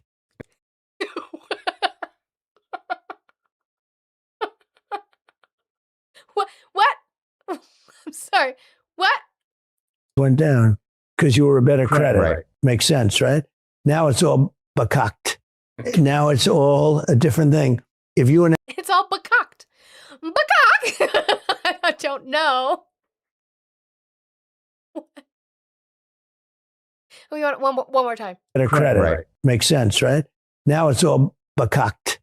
Now it's all a different thing. If you announce great numbers, everybody's depressed because we have great numbers.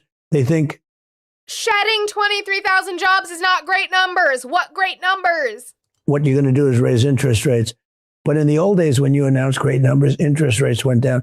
So No, that's why interest rates are going to go up. No, that's something different. I can't even say that on TikTok. That's something else. It's not great numbers. That's why. He's very, very upset that people will not just lie to him. And then Fox News asks, I don't know why it says, unless her name is Rollins too, but it's not Brooke Rollins, asks them, like, when are the grocery prices, when are the prices going to start coming down? W's to you, to you. I was going to say your full screen name. W's to Chicky for the Superfan box. I appreciate that. You sending out Superfans for everybody. The biggest economic challenges we're facing, it's the cost of food and groceries.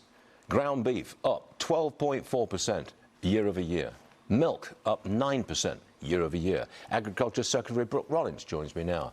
Madam Secretary, welcome back. Always good to see you. Oh, no, it was yes, eggs are down 27%, but when should the rest of us, as Americans, expect to see meaningful relief on other items? Well, first of all, it's great to be on with you again, Stuart. Thank you for the opportunity to talk about this. I got to listen to the president's speech last night and then just heard the clip, and he's not wrong. He's 100% right that what we inherited was unbelievable. And since we're talking food, let me talk about that for just a second. In the 4 years of Joe Eggs are down because the chickens weren't bakakt. Biden, the cost of food. Yiddish, and it's for not per, and it just means all messed up or chaotic. How the fuck does he know Yiddish? I mean, he lived in New York. Maybe that's why, but listen, I'm using it for what it is. But thank you, Lorraine, for that. I appreciate that. Went up 25%, which is just stunning. Okay, but then Dana says bakakt means extremely messed up, poorly managed, or having a penis. I think he meant the last definition. I would agree with you, Dana. That's probably what he meant. Over the last year and a half, we're at about 3%, which aligns with the national average. So all in, we're actually aligned with that national average. And you're right, eggs are actually down way more. It's funny because she's going to go off and say, we're where we need to be. As you see, ground beef plus 12.4, milk plus 9, fruits and veggies plus 5.3, tomatoes are plus 19.5%. That's insanity. Coffee's up 12.9%. More than I think you said 17%. I think they're actually down about 90%. Berries are down, fruits are down, chicken breasts are down. Berries are down, fruits are down. No, they're not. In her face lying to you. Fakakta. But there are some outliers. One of those is beef. Having said that, our cost today of ground beef is actually down from where it was 6 months ago. So we're trending in the right direction. But the president is right. As soon as we get the job done in Iran, the gas and fuel prices start coming way down again, and we'll begin to see. Oh, so when the war is over, these prices will go back down. Maybe we shouldn't have started this unnecessary war, Brooke Rollins, which, by the way, prices still were not doing good before that. So it's cute, but we can pretend. Okay. 1041. I appreciate you guys. W's to the TikTok tappers for 180,000. I'm so sorry that you didn't get your 100,000 love that I should have given you. We were busy. We were busy, but I appreciate you guys. We're almost at 200,000. You guys are doing fantastic. Thank you guys so much for that. So much for completing out gift goals in here. It means so much to me. Watching on YouTube, I see that the numbers have dwindled, and that's okay. It happens. But if you have not hit that thumbs up button for me, if you would do so, it would mean a lot. Try and share it out if you can. Just helps boost us onto the algorithm over there. And hello, my lovely, lovely Twitch viewers. I see you. I see we had a new follower. Thank you so much, X Rocks Fist, for following over here on Twitch. Appreciate it so very much. We're gonna move to elections. We had elections last night in Tennessee, and so we're gonna talk about it. This was I want to read this first before we get into like celebration. This was Donald Trump's truth endorsing the incumbent Andy Ogles in Tennessee for his 5th congressional district. Congressman Andy Ogles is doing a fantastic job representing the incredible people of Tennessee's 5th congressional district. Andy is a conservative warrior who has strong support from his community. In Congress, he is fighting tirelessly to grow our economy, cut taxes and regulations, promote Made in the USA, and American energy dominance, safeguard our elections, keep our borders secure, stop migrant crime, strengthen our military/veterans, and defend our always under siege Second Amendment. Who's attacking the Second Amendment right now? Is there legislation attacking the Second Amendment? Yikes. Andy Ogles, my complete and total endorsement for re-election. Election day for the Republican primary is today. Get out and vote for Andy. He will never let you down. He's going to let you down. He's going to let you down because he's not going to have the job anymore. Some breaking news tonight. CNN has projected that former Tennessee Agriculture Commissioner Charlie Hatcher will defeat Congressman Andy Ogles in the Republican primary for Tennessee's newly redrawn 5th congressional district. The result is an unexpected blow to President Trump, who endorsed the incumbent Ogles in that race. But is he going to give us up? And bye-bye. Bye. Goodbye. Goodbye. Goodbye now. Goodbye. Goodbye. Goodbye. Goodbye. Goodbye now. Bye. Bye. Celebrate good times. Come on. Let's celebrate. Like, yeah, it's a Republican. And the thing is that it's going to widen the pool for a possible flip because, you're rickrolling me in the chat is insanity. By the way, I love Rick Astley, so I actually love that song. So I like being rickrolled. But are they still? You like that one? Bye. The movie's over. Bye. Are they still there? Are they? Oh gosh, smiling like that, my mouth is killing me. So since Andy Ogles was the incumbent, he is a harder person to beat. Now that he has lost his primary, I'm not saying it's guaranteed, but it does give an opening to Democrats in this district. Again, after this redistricting, this is a brand new redrawn district because of what Tennessee chose to do. Republicans thought they were helping themselves, and as we pointed out, it was very, very possible for them to kick themselves in the ass with this. Because you redrew this district, you now have a different Republican in charge, running in November, leading to an opening, since he is not an incumbent, of people possibly voting for a Democrat or just choosing not to vote at all. So, W's, we love to see that. What am I trying to do to you? What did I do? What did I do now? What I do now? Guys, by the way, I forgot I didn't do this as I asked you guys to keep tapping and keep liking, keep gifting. It is 10:45. I have about an hour and 15 minutes left to go, and we still are at 96 in my goal. This one right here. I love you all so very much. Can we please pay for women's labor, seeing as both Ari and I had to talk to a man who could not read these numbers and was being condescending and disingenuous to the fact of the numbers that we were reading from the government. It would be wonderful if we could get support on that. So Cash App, Venmo, PayPal, all in the link tree in my bio. Let's start doing a $1 train, a $2 train, a $5 train, and start getting that number down before I leave today. It's Friday. Can we leave with me happy and having my goal accomplished? I would appreciate it so much. ChatGPT said no. Yeah, ChatGPT said it. But what if I told you ChatGPT told you to fill out my goal and also to complete the flying jets in my gift gallery for the last day? I would appreciate it. But this one is actually, I know that we're all excited about the Andy Ogles news, and which we should be. We absolutely should be. I actually personally, as somebody who cares about education, found this to be a bigger one. Thank you so much, Bob, for the jewels. I appreciate that. The Knox County School Board flipped.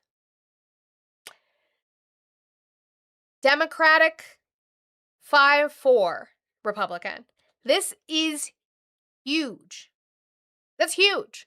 What they will be able to get accomplished in way of not having to deal with Republicans in school, it's so important. Like, yes, the congressional races are important in way of the House and the Senate, but this is big. Like I keep telling you guys, you need to look on the local level, look at your school boards, your boards of education, and who is going to be on there, because that is the one thing Republicans have done well, is to put people in these positions on your energy board, on your water board, on your city council, races that you're not paying as close of attention to, even though they are local to you. You need to pay attention to them, because this is how you start to change the narrative. This is how it starts to change.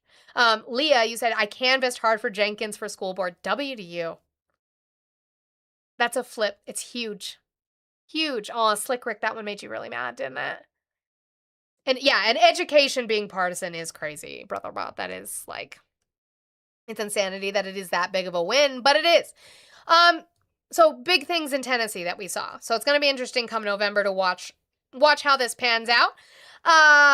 Also W's Victoria for winning her primary. We love you, Victoria. I haven't seen you in a while because you've been busy doing your thing, and we are so happy for you that you won your primary. On to November. The work doesn't stop. The work doesn't stop. The work just continues. Keep going. Keep going. But this is still in elections, but I just want to talk about, remember I showed you where Jeff Flake, who is a conservative from Arizona, former senator, endorsed Jon Ossoff to retain his Senate seat in Georgia. You now have a conservative radio host, and he is a very conservative radio host. His name is Eric Erickson. Don't know why that's his name, but that's his name. Eric, his parents didn't like him very much. Eric Erickson on his conservative radio show. Again, this is also how you change the narrative, speaking about Jon Ossoff. His constituent services he's learned. You talk to farmers in South Georgia, they can get him on the phone. They can get his staff on the phone. They can get help. You talk to Republicans in Houston County, very Republican part of the state. They know they can reach out to Ossoff, and he doesn't care that they're Republican. If they need something, he's going to get it done. So he went off on an entire speech saying that it is much easier to be able to get a hold of somebody like Jon Ossoff than it is to get a hold of the Republicans. And that you can reach out to them. And that Jon Ossoff doesn't care do you say? How was his middle name if he has one? So we're already seeing fear mongering, and it's fear mongering this one doesn't make any sense. I know we will see Islamophobia in regards to Abdul El Sayed, but I really want to show that this is what they're running with. They think that this is going to be what wins them that Senate race in Michigan in November. Michigan is a Ducks, their name was Eric Erickson. Michigan is a blue-collar, working-class state. You have a lot of union Democrats, correct, factory workers, and Trump and his candidate would be against unions that live in that state that don't want to vote for a guy like Abdul Rahman El Sayed, who that's not how you say his name, wants to take away their gun rights. He wants to codify Roe v. Wade. And how does he do that as a senator? How does he do that as a senator in a slim, if the Democrats take the Senate, which I still don't see, but if the Democrats take the Senate in a slim majority, how would they do that? How does he do that? And oh no, he wants to give women the right to their bodily autonomy in healthcare decisions. Oh no. Overturn the Dobbs decision. He wants to abolish ICE, and a lot of the working class. That he does want to do. That's true. He does want to do that. But look at this is their bad thing. Medicare for all. Abolish ICE. Supreme Court reform. Oh no. A billionaire's tax. Oh no. Arms embargo on Israel. Oh no. Capitalism. He supports it, but he wants regulation as opposed to the DSA platform of opposing it completely. And housing, he wants affordable housing versus apparently the DSA wanting public housing. So, oh no. Yeah, and now you need either a well-worded law or a constitutional amendment to codify Roe. So damn. Woo! He's so bad. He's so terrible. Make sure that you get out and vote for him so he can ruin Michigan. Yeah, so bad. Oof. Doing a terrible job. And a guy by the name of Mike Nellis points this out on Fox, that this rhetoric is not working. You guys have been using it for decades. You guys used it for Obama. You guys used it for AOC. It's not working anymore. It's just not. The mistake that's being made is that the right acts like everybody's a communist. If I go back 20 years, I can show you clips of people on this network talking about Barack Obama being a radical jihadist communist who's going to destroy America. It's like the boy who cried wolf. Do you guys remember that? Like, Obama was going to be this radical jihadist commie who was going to come in. And now he's probably one of the most centrist Democrats we've ever had. As much as I love Obama. He was really centrist, establishment Democrat. So you can't just say that progression scares you.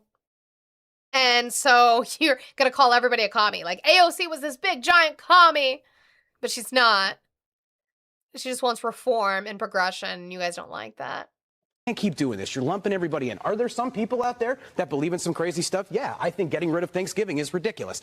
Now, again, we played the clip they're referring to Francesca Hong, who has gone back on that already. She's walked it back, and I told you I didn't like how she walked it back. Not because I necessarily agree with her, but because if you're going to have a stance, at least hold firm to that stance or be able to explain why your stance changed. She did neither of those things, so I was not happy about it. I think abolishing the police is ridiculous. I think abolishing prisons is ridiculous. But I don't think so. It doesn't mean that you would just let criminals walk the street.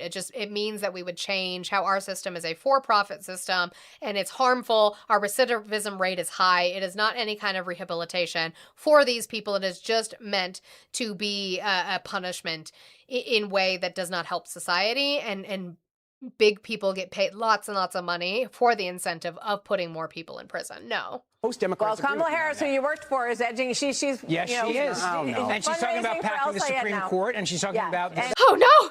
Kamala Harris is talking about packing the Supreme Court. Everybody panic! Ah!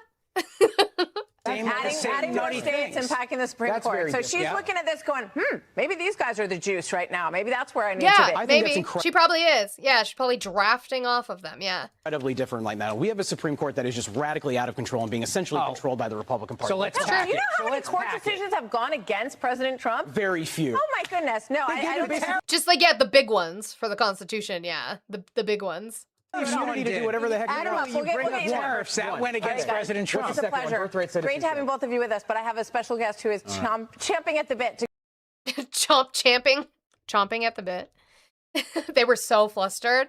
They were so mad. He made them very mad. You know who else is mad? I'm leaving off. This is the last piece of my election section.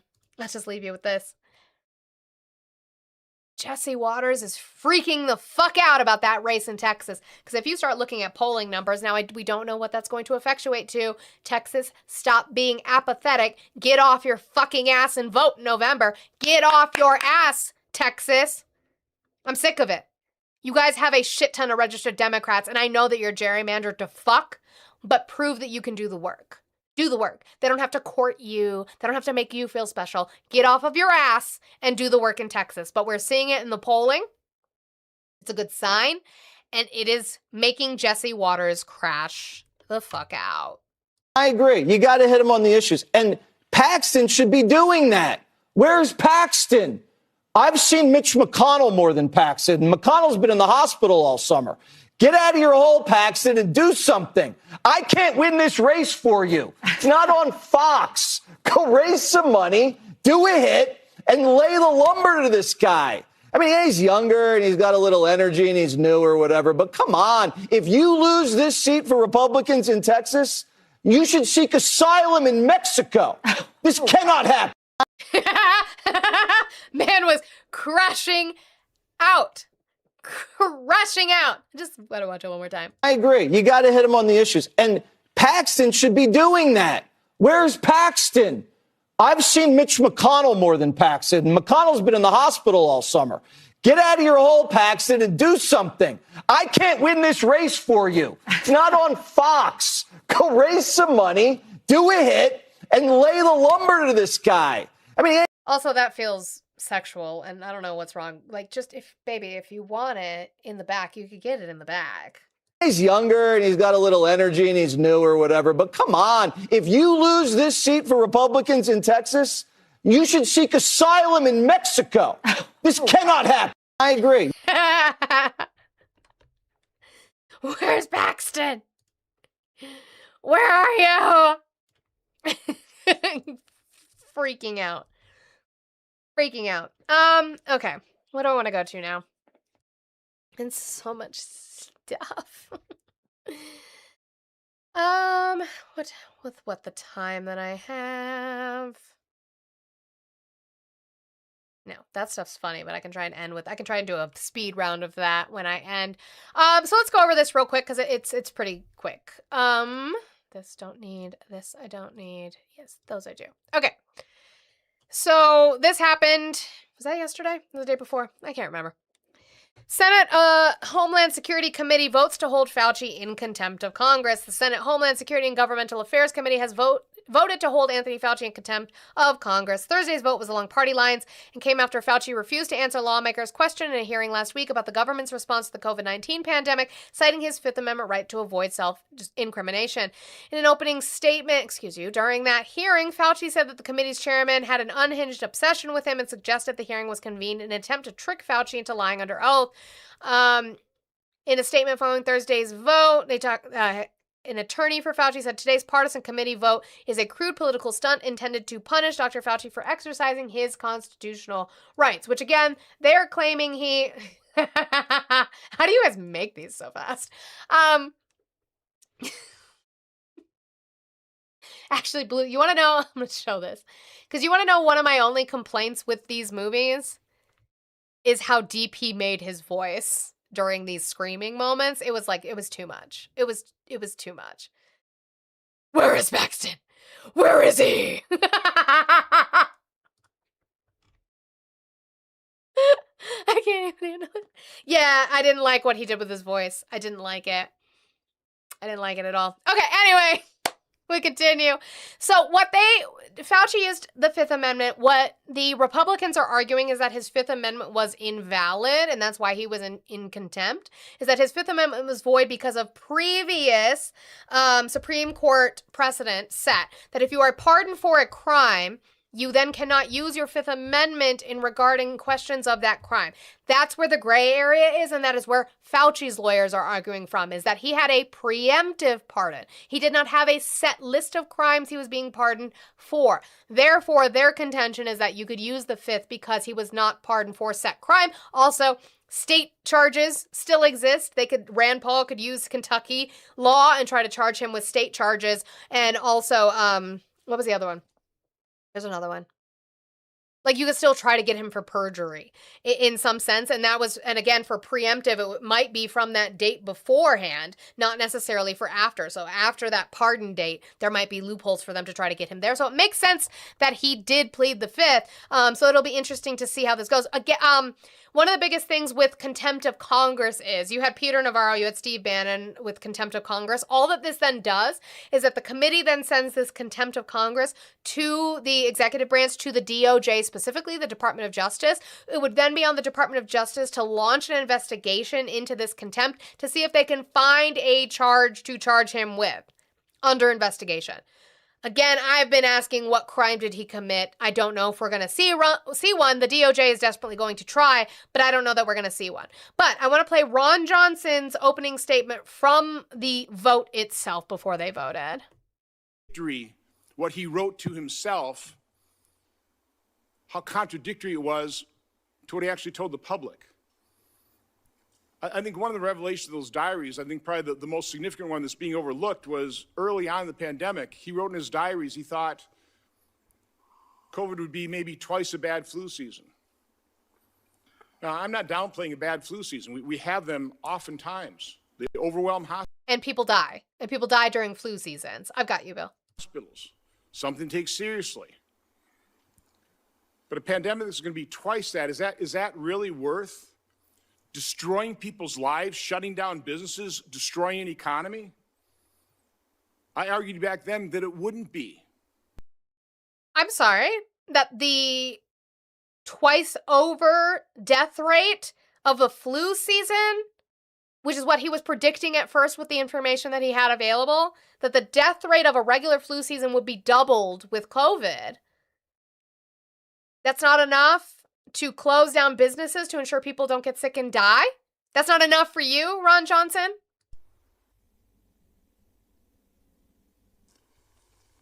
It's been 6 years since the pandemic began. No, it's been it's 6. We're almost to 7 once we get to, because COVID-19, it was named after the year that it was discovered as a novel virus, 19. So no, not quite done with this yet. I will show you their actual votes. Not that it matters, because October of 2019. Yeah. So almost 7. So I will show you guys that. I'm going to do these thank yous real quick, though. W's to Oh Me Oh My for the $46. Thank you so much. That seminar we had explaining washing yourself / other things are not showing love in a relationship should be a weekly thing. It should be. Me and Mia are working on something similar, but I think we're going to do it at nighttime. And it is going to be woman-oriented, femme-presenting oriented, in way of community education, in regards to crime, gendered violence, things that women do that men don't think women can do. And so we're working on that. I'm excited. So W's, but thank you so much. Yeah, that definitely needs to be weekly, because as it showed, as Audrey's wonderfully brilliant, W's to Audrey for the wonderful experiment that was, asking men what something you have done that is thoughtful for your partner. And hearing y'all say you installed TVs and microwaves is insanity to me, but sure, that's where we are. And then W's to Bill. Thank you, Bill. I love you, Bill. I love you. Thank you for the 5 for the goal. Thank you. I appreciate it. I've missed you. I didn't get to go into your live yesterday. I was like going around about, I was washing my bedding, so I didn't make my bed, and I was doing things. So I didn't get a chance to, and it was sad, and I didn't like it. So that was you. Why'd I do this to myself? I just lost the numbers that I had in my head. I just lost them. I know I had 5. I know I had the 5, but was that, yeah, you sent 46, which would bring me down to 50. Okay. Then you sent 5, would bring me down to 45. I can do math. Shh. Everything's fine. I can do math. You just gotta give me a second to get there, okay? Gotta warm it up. Yeah, plugged in an appliance. They plugged in an appliance, Robbie. And that was good enough. That was good enough. Thank you. There's my math sticker. Appreciate that.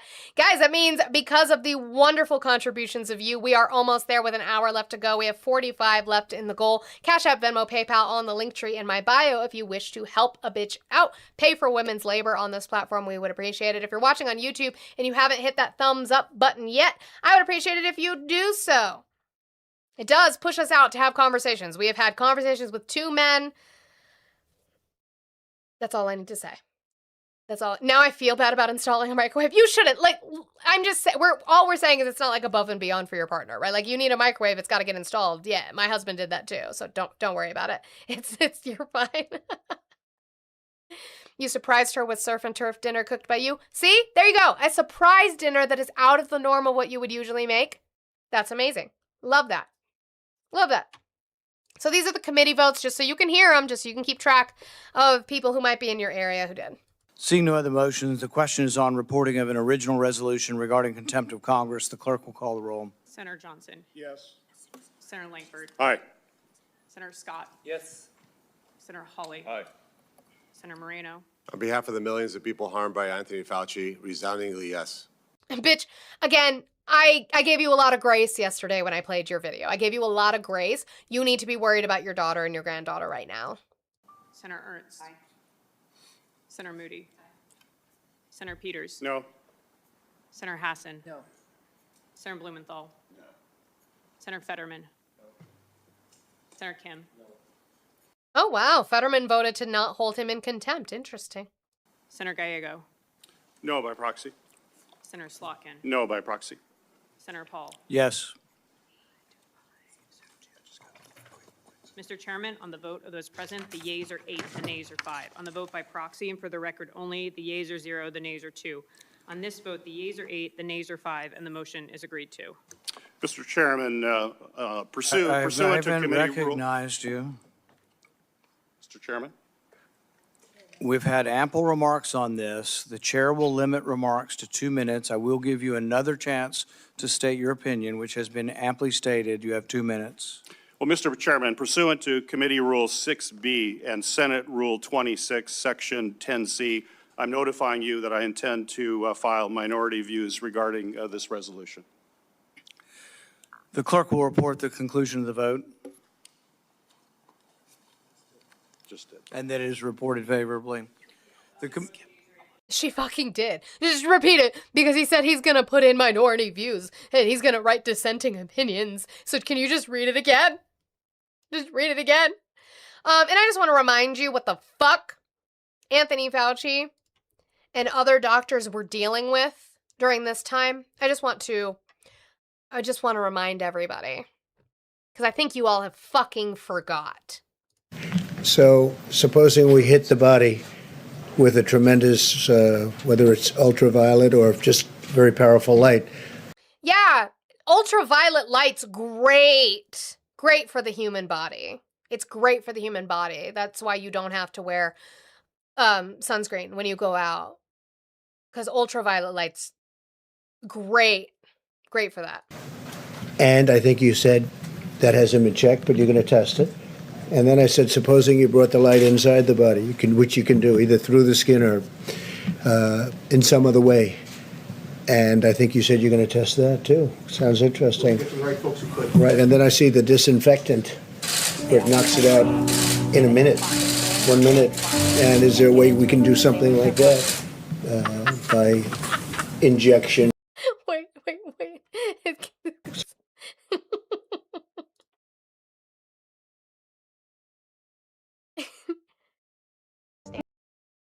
They ask you how you are, you just have to say that you're fine when you're not really fine, but you just can't get into it because they would never understand. No, that was me, Audie. I did that. I did that. By injection inside or almost a cleaning, because you see it gets on the lungs and it. See, because this is what I always argue with you about. I love you, people on the left. I love you. He never said to drink or inject bleach, but he did say you could inject disinfectant. Yeah. by injection inside or almost a cleaning, because you see it gets on the lungs and it does a tremendous number of the lungs. So it'd be interesting to check that. So that you're going to have to use medical doctors with. But it sounds interesting to me. So we'll see. But the whole concept of the light, the way it kills it in 1 minute, that's pretty powerful. But yeah. It was Fauci. Fauci was the problem, not this absolute idiot who said to use ultraviolet light on the body or to inject disinfectant into the lungs. Yeah, sure.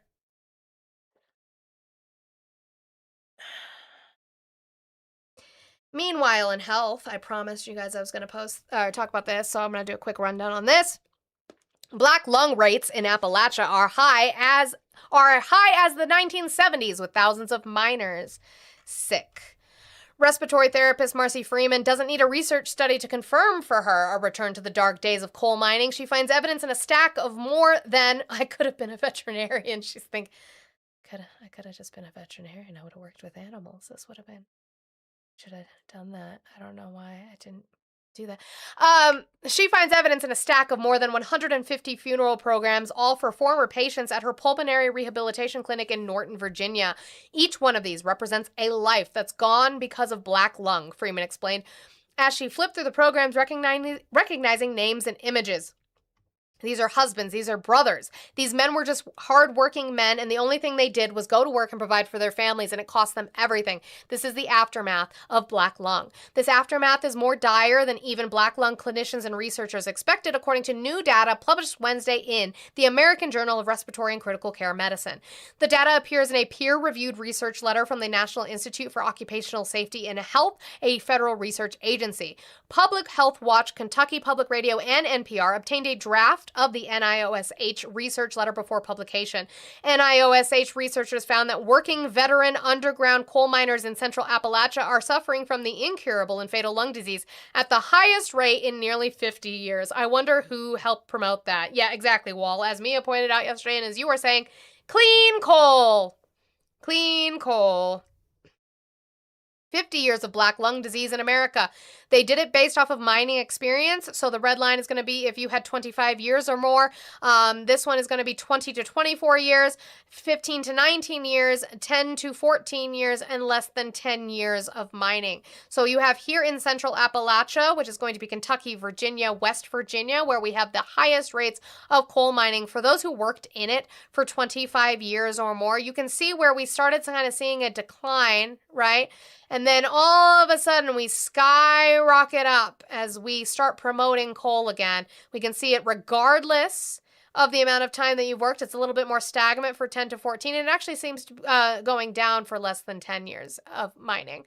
And then the rest of the United States, we see it at a rate going down. Why? Because we've moved from coal. Miners working in Kentucky, Virginia, and West Virginia who've had at least 25 years underground have the worst rate of coal workers. Ooh, God, that's a big word for Elmo. Pneumoconiasis? Or black lung disease. 1 in 3, 32.5%, tested positive in x-rays conducted by NIOSH during the last 5 years. The last time the rate of disease was that high for miners with the same work history was 1978. In 2019, when NIOSH last reported rates of the disease, the rate was 20.6%. That is a ridiculous increase. Are you clapping because I said it right? The new research shows that even miners with as few as 15 years underground have had higher rates of black lung, rates not seen in nearly 40 years. I'm disgusted, said Scott Laney, an NIOSH research epidemiologist who's the lead author of the research letter. This is not going to be better because of all the disease that's already in the pipeline. These guys are going to be treated like disposable widgets, not human beings. We're watching them die right before our eyes. More than 1,700 coal miners died from black lung from 2020 through 2023, according to an earlier NIOSH study. So, clean coal's going well, right? Going good. Oh, I thought you were being serious, Chris. Damn you! Numokalakoli Keek Doki Doodad. I thought you were trying to show me how to pronounce it. Fuck you. Hate you for that.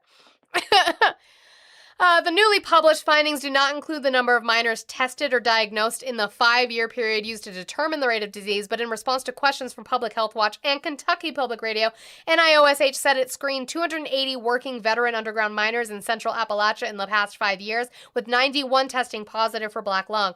The agency used that sample to estimate a rate for all similar miners in the region, an approach used since 1974. Not going great. With friends like these. Exactly, Eli. Exactly. What are my friends? Where are my friends? Okay. What did we get some likes that I can thank you for? I can. Thank you guys so much for getting us to 250,000 likes. I appreciate you guys.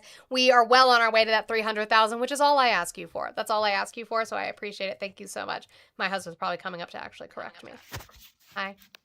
I was just saying, to be fair, clean coal is just like the emissions from burning it. He didn't tell them they weren't going to get black lung. True, that's true. He did campaign on clean Chicky coal. Yeah. clapping for black lung is wild. I don't think that's what she was clapping for. She's gonna remove you. I just want you to know that that's what's gonna happen.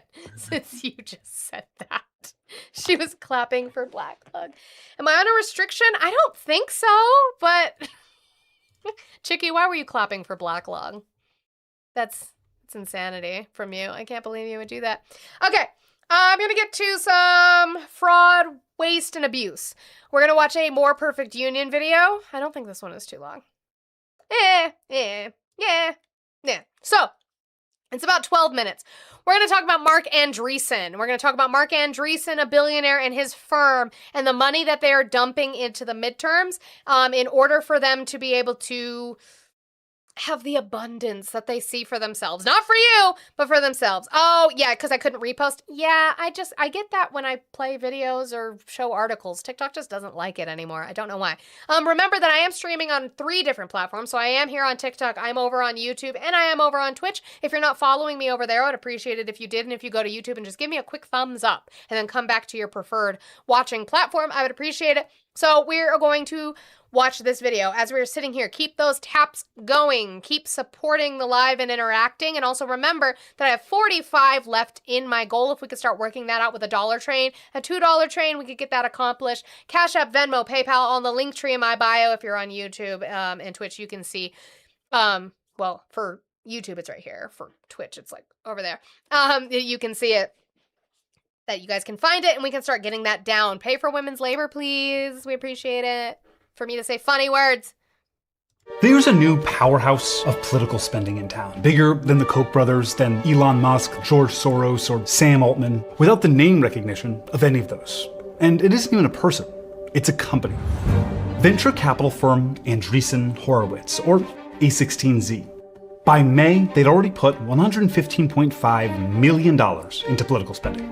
A16Z is led by Ben Horowitz and this guy, Mark Andreessen. You don't have any levels of introspection. Yes, 0, as little as possible.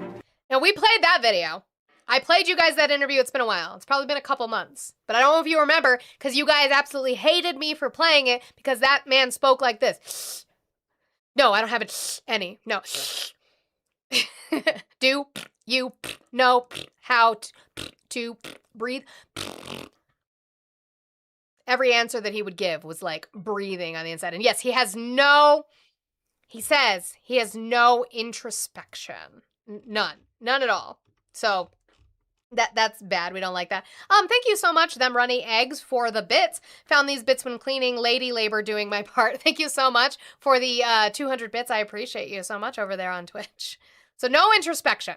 A16Z. By May, they'd already put $115.5 million into political spending. A16Z is led by Ben Horowitz and this guy, Mark Andreessen. You don't have any levels of introspection. Yes, 0, as little as possible. Andreessen is an investor, so we should examine his political spending like an investor. What does he hope to get as a return on this investment?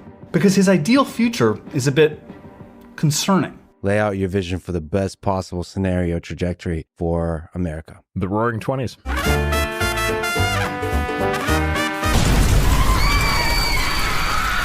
which is, of course, a period immediately followed by a decade of economic depression. Yeah, the Roaring 20s is his vision for America. Because that went so well. Like, it doesn't stay that way. It can't stay that way. And also, there were poor people during that time. There were just also like, what?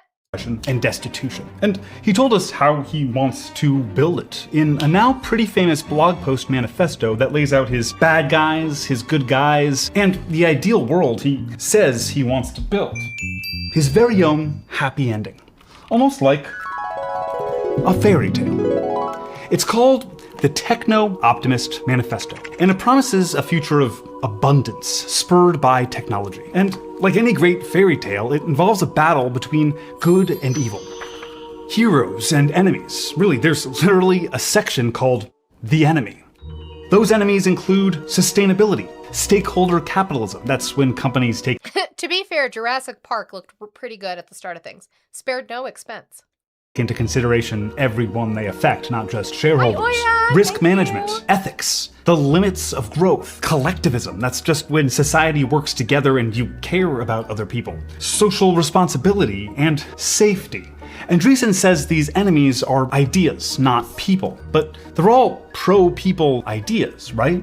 And we'll get to that. But then there are some enemies that we can all agree on. Corruption, regulatory capture, monopolies, cartels, playing God with everyone else's lives with total insulation from the consequences, speech control and thought control. I'm totally on board.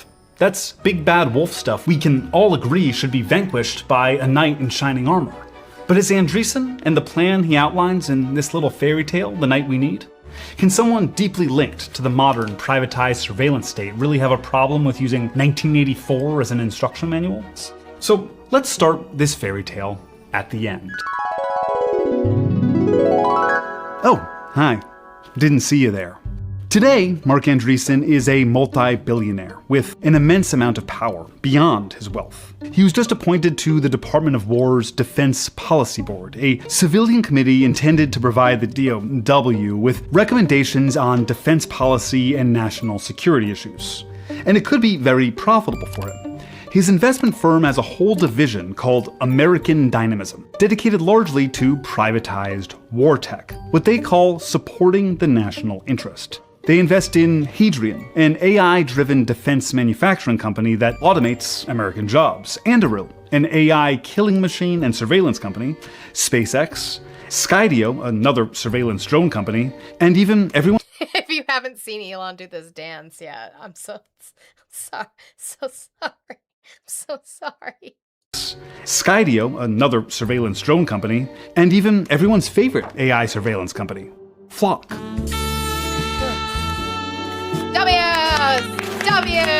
W's all around. Let's definitely don't take out your local Flock camera. Definitely don't put on unidentifiable attire in order to take out your Flock camera. We don't recommend that on this channel at all. We wouldn't do that. I'm going to interrupt for just a second. W's to Peter for the 666. Hail Satan. For because decimals and of course evil Antifa dues. Those evil Antifa dues. W's to Peter for getting those in there. I'll do the math on that while we watch. quickly roll that back to the enemies list and compare. Corruption and regulatory capture? Andreessen's part of the body advising how much of your tax dollars are spent on companies he has ownership of, including Hadrian, which is a major investment of 1789 Capital, run by President Trump's son, Don Jr. Unelected and unaccountable, playing God with everyone else's lives? Andreessen is an unelected member of the government in a role where only the administration can fire him, while he privately invests in technology companies that are constantly trying to find... Eli said, I'm personally offended at him appropriating the name Anduril. Listen, Peter Thiel could catch these hands. Naming it Palantir, naming so many of his things after J.R.R. Tolkien and Lord of the Rings, you are a fucking disgrace to the beautiful material he wrote. And his fight, like exactly, Tolkien would never. It was the fight between industry and nature and people. Like, fuck you, fuck you. ways into your life. Love to have 50 to 60,000 units deployed, which puts us on almost every single street corner in America. Perhaps this man that Andreessen funds is who Andreessen was talking about when he said the increasing use in plain sight of George Orwell's 1984 as instruction manual. How'd he get here? Let's flip back to the beginning of this fairy tale. The driving hero of Andreessen's fairy tale is technology. And he kind of has a point. The advancement of technology has made the world a better place. Irrigation, medicine, electricity, everything. And how do we build technology? According to Andreessen, it's only with unregulated free markets. Free markets are the most effective way to organize a technological economy. Market economy is a discovery machine. In Andreessen's fairy tale, the villain is government control, and the hero is technology. The innocent villagers are being kept down by the government while tech wants to swoop in and help them. So how true is that in Andreessen's own backstory? His first big tech project was building something called Mosaic in the 1990s. Mosaic became the first internet browser as we know them today. Mosaic was built at the National Center for Supercomputing Applications, a set of supercomputers funded by the federal government. The federal government just dropped in a ton of money to basically buy state-of-the-art computers. In 2000, Andreessen raved to a reporter about the government intervention. If it had been left to private industry, it wouldn't have happened. But of course, Andreessen... Oh, that's interesting. So you do need that government funding to back you? Oh. Yeah. Totally forgot. Yeah, me too. Andreessen went immediately to private industry. He started a company called W. Al Gore, everybody. Everybody thank Al Gore and the head algorithm. Thank Al Gore for the internet. Thank you, Al Gore. We're sorry. Called Netscape. And it did the same thing he'd already figured out how to do with government funding, basically surf the web. Netscape's official narrative... Sorry, just played the dial-up sound and I just had PTSD. Excuse me for a second. Woo! Narrative says they use no code for Mosaic, but the team was built primarily with other Mosaic developers, and the early product even had Mosaic in the name. But there was a big bad wolf. Fucking Netscape is... Hello, I'm Bill Gates, chairman of Microsoft. Windows was the dominant operating system, so when Microsoft launched their own native web browser, Netscape was in big trouble. But luckily, there was a hero. The FTC and antitrust legislation. The federal government determined that Microsoft had unfair business practices, which was a major win for Netscape. And the funny part about that is, once again proving, hello, you hate capitalism. Like, you like it regulated. Stop pretending like you don't want regulated capitalism. You guys I want free market. I want free market. In the free market, Bill Gates wins. That's it. That's all. Netscape never exists. That's it. Netscape, NetZero, Yahoo, they don't exist. That's it. That was the end. Oh, no, you needed government regulation to come in and say, hey, you can't own everything. Netscape was saved by the big anti-free market wolf that Andreessen says... I didn't say algorithm came from Al Gore. Vincent, have you never seen Wreck-It Ralph? Breaks the Internet, the second one? Wreck-It Ralph Breaks the Internet? Her name is, because... This is stupid. Wreck-It Ralph goes in and he says, I'm looking for Al Gore. And she says, I'm the head algorithm. Like running the internet. It was a joke. It's a play on Al Gore and what he did for the internet. I forgot the entire movie because I didn't like it. Boo! Stop. I am Silver Saraman. How dare you? How dare you? Stopping us from enjoying our happily ever after. But Netscape got their happily ever after. It sold to AOL, and Andreessen walked away with a huge payout. With all that cash, Andreessen started investing in other companies. And after a few years of privately investing his own money, he joined up with Ben Horowitz to start a venture capital firm, Andreessen Horowitz, or A16Z. Venture capital is a form of private equity that takes on investments in theoretically riskier, frontier, or otherwise unexplored industries and companies. The customers are institutional investors, banks, ultra-wealthy individuals, and large retirement funds. Your 401k or pension are likely, at least in part, invested in VC firms. Andreessen didn't invent venture capital, but he is the poster child of the business model. A16Z cites JP Morgan, not the bank, but like the actual guy, as their inspiration. Back in JP Morgan time, investing in new business was only available to the ultra-wealthy, meaning in effect they were determining which new businesses, industries, and technologies were getting off the ground and which weren't. That tradition remains in modern VC. But the modern venture capital industry in part got so big thanks again to government intervention. In 1958, the Small Business Administration, a government entity, started a program that offered taxpayer-backed loans to private investment firms to encourage investment in newer, riskier businesses. This both built the capital of these firms and trained a generation of investors. None of that sounds like free markets to me. But they funded the future, right? That's the tale they tell. Sure, they were doing it to get super rich, but they were building things we all use. Back to the manifesto. Andreessen writes, "We believe markets are an inherently individualistic way to achieve superior collective outcomes." Meaning the tech industry, unrestricted, will build things that make a better world for everyone. Has that been true about Andreessen's most profitable ventures? His early investments are a mirror of Silicon Valley success. Facebook, Groupon, Skype, Twitter, Pinterest, Lyft, Airbnb, Coinbase. These are the companies that built our modern internet, and for the most part, were pretty successful. But the venture capital world measures success differently than you or I. Their definition of success is how big were the returns and how fast were the returns. You've seen us explain this about something like the Lyft and Uber model. Start out with a good, affordable product, wipe out the existing competition, then jack up prices and exploit workers as soon as you have near monopoly. How is any of that a positive collective outcome? Perhaps because we live in totally different worlds of the definition of positive. Back to the fairy tale. Productivity growth, powered by technology, is the main driver of economic growth and wage growth. People and capital are continuously free to do more important, valuable things than in the past. Yes, technology can make us more productive. Good tools make work easier, that's obvious. But where has the growth of technology owned and controlled by people like Andreessen really gotten us? This graph really kind of sums it up. It shows the trends of the labor share in America. Labor share is the percentage of the country's economic output that ends up in wages. The amount of money you get for every dollar you generate for the economy.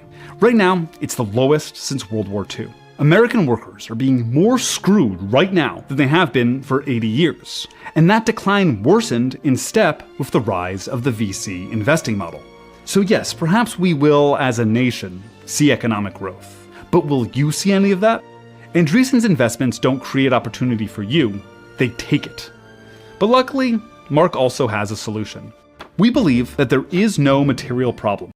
Hunt, what are you talking about? You said the positive outcome was getting a ride became much cheaper. No, except it didn't, as he just explained, because when Uber and Lyft became the only fucking entities that exist and crush out any other competition, the cost increased. What are you talking about? Whether created by nature or by technology, that cannot be solved with more technology. Tech solves the problems created by other tech. A16Z is invested in military drone tech and anti-military drone tech. A16Z is invested in AI that can create deepfakes and other scams, and identity verification and anti-deepfake tech. Now, we see this similarly happen in like the oil industry. I've said this before. You see these giant these investors that invest in the oil companies are also the same investors that invest in green energy. So while they're investing in oil, they're also investing in solar. They're also investing in wind. Yeah, it's the whole bullets and band-aids. Right, like, whatever's going to make me money, we'll invest in it. Perfect Union, they are fucking amazing. If you do not follow More Perfect Union on Twitter or YouTube, you need to, because they are just fantastic at what they do. So again, all he's asking you to do is the same thing I'm asking you to do, which is ask questions, look into the bills that they're supporting, look into the candidates that they're supporting, and ask yourself, who is it helping? Is this going to be a mass benefit for a majority of people, or is it just for them to keep getting rich? The rich just keep getting richer. We're still in my fraud, waste, and abuse section. Guys, thank you so much for tapping. We are almost at 300,000 likes. I appreciate it so very much. With about 30 minutes left to go, can you guys please work on my goal? 38:34, let's get that accomplished with the 30 minutes you have. Do you know you have 30 minutes? 30, yes. So we're going to move here to JD Vance and part of the interview he did with Laura Ingraham. I know you love that one, Kayla. That he did in regards to catching fraudsters, since he has been put in charge, between him, Stephen Miller, Mehmet Oz, been put in charge of doing this. Open to be exploited. Oh, yeah. Sorry. thought it wasn't on the screen. It is. Open to be exploited for fraud. Well, we don't have to guess. They're telling us that they want to fight against our anti-fraud effort. They see our anti-fraud effort as racist or as xenophobic. And my attitude is, Yes, because the only people you're going after are marginalized communities specifically. I don't care where you came from. I don't care what your name is. If you are committing fraud against the American people, all of us in public leadership should be trying to stop it and try to throw you in prison for enriching yourself off the American taxpayer. Again, this is... Okay. Doesn't care who you are. Doesn't care what your name is. Doesn't care where you came from. Interesting. Well, let's talk about that. I go to this page a lot too. Clemency grants by President Donald J. Trump 2025 to present. Let's do it, right? Control F. Fraud. Ross Ulbricht. His offense was fraud with identification documents. Okay. Rod Blagojevich, wire fraud under color of official right, 8 counts. Brian Kelsey, conspiracy to defraud the United States. Devin Archer, conspiracy to commit securities fraud and actual securities fraud. Trevor Milton, securities fraud and wire fraud, 2 counts. Jason Galanis, conspiracy to commit securities fraud, 2 counts. Securities fraud, investment advisor fraud, conspiracy to commit securities fraud, conspiracy to commit investment advisor fraud. OZ Media Inc. Sorry, you guys can't see that now. Conspiracy to commit securities fraud, conspiracy to commit wire fraud. These are all pardons and clemency. Carlos Roy Watson, conspiracy to commit securities fraud, conspiracy to commit wire fraud. And also he had aggravated identity theft. Michael Fiore, conspiracy to commit wire fraud, 6 counts. Scott Howard Jenkins, honest services mail fraud, and honest services wire fraud, honest services mail fraud, honest services wire fraud, 3 counts. Julie Chrisley, conspiracy to commit bank fraud, 5 counts. Wire fraud, conspiracy to defraud the U.S. to obstruct and impede the internal revenue laws, tax evasion. Todd Chrisley, same thing, conspiracy to commit bank fraud, 5 counts. Conspiracy to defraud the U.S. to obstruct and impede the Internal Revenue Service. Apparently they didn't know how to do math. If he's got $10, we can't pay our taxes. Lawrence S. Duran, conspiracy to commit healthcare fraud, 11 counts. Conspiracy to defraud. Are you guys ready yet? Because I'm like halfway through. JD Vance, what about all those fraud pardons, my friend? Huh? Ooh, fraudulent tax returns, conspiracy to defraud, actual 7 counts of wire fraud, transfer of funds taken by fraud. Why so? And also that, Jay Bunky, you bring up a very, very valid point. It's not just the fraud. It's the forgiving the reparations that they were supposed to pay, the restitution that they were supposed to pay in way of the money they took. But he pardoned them so they don't have to pay it. If we're going to go after fraud, go after fraud. Totally fine. Go after fraud. Why are we okay with pardoning so much of it? We're just okay with it. Cool. Love that. Love that for us. Just be consistent. If you're going to go after fraud, go after it on all counts. And we're still going. W's, oh my God, thank you. W's to Luca for the 30, only because it's Friday. Thank you so much, Luca. I appreciate you so much. Guys, that leaves us with 834 to finish out. You guys can definitely do that. W's, huge W's to Luca for that. I appreciate you so much. I have this article that I came across. Spaghetti-O. Anybody know what the GAO is? Does anybody know what the GAO is while we're sitting here?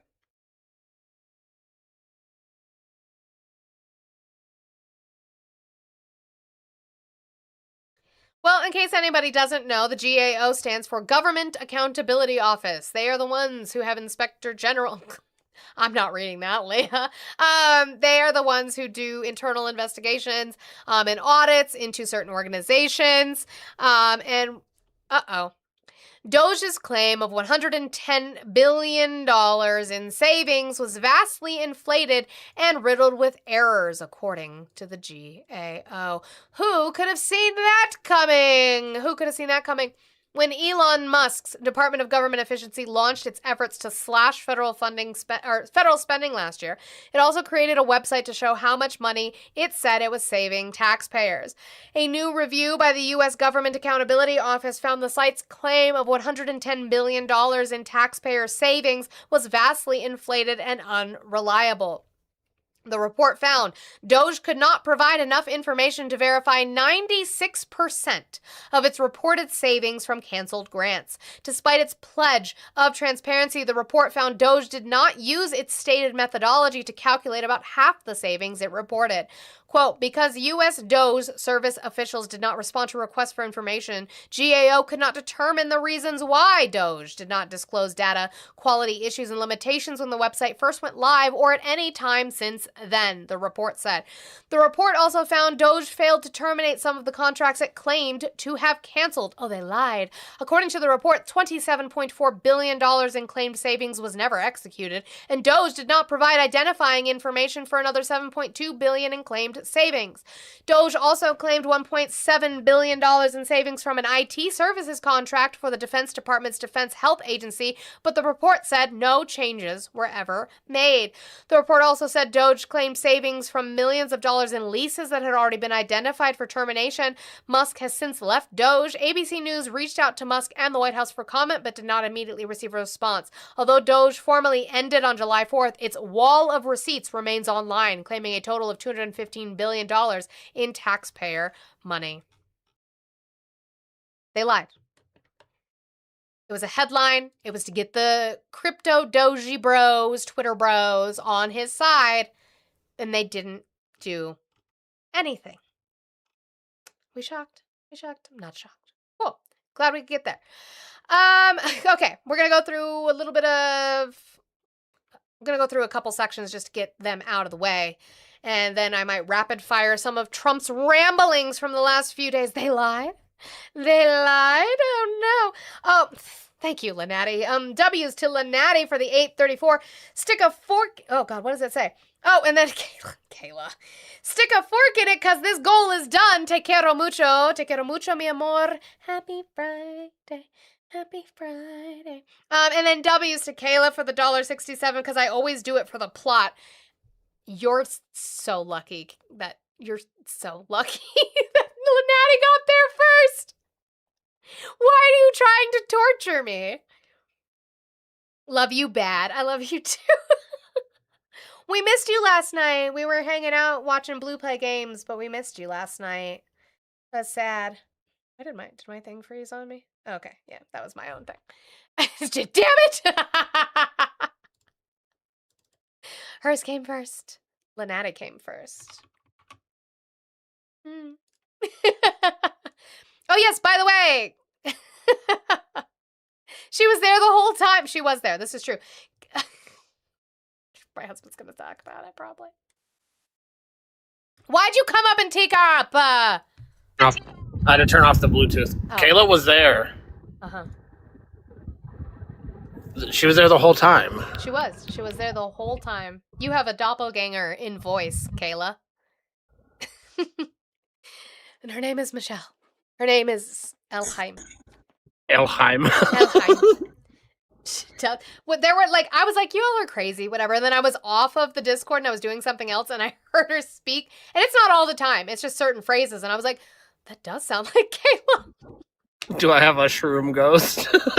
You do. You do. I sent you. Oh, I saw you sent it. I don't know if that's funny. It depends on what it is. It depends on what it is. I have funny. It's Donald Trump speaking. Donald Trump speaking is funny enough. White House declassifies info on secret FBI probe into whether Trump fired Comey at Russia's behest, officials say. The White House on Wednesday released declassified information saying the FBI opened an investigation into whether President Trump was acting as an asset for Russia when he fired FBI Director James Comey, a theory an administration official said was not backed up by evidence. The official said the investigation known as Oxford Comma was a subcomponent of Crossfire Hurricane. Oh no, Russia, Crossfire Hurricane. The FBI probe into potential collusion between the 2016 Trump campaign and the Russian government, an investigation that has long drawn Mr. Trump's ire. The predicate of Oxford comma was the newly elected president's decision to fire Comey in 2017.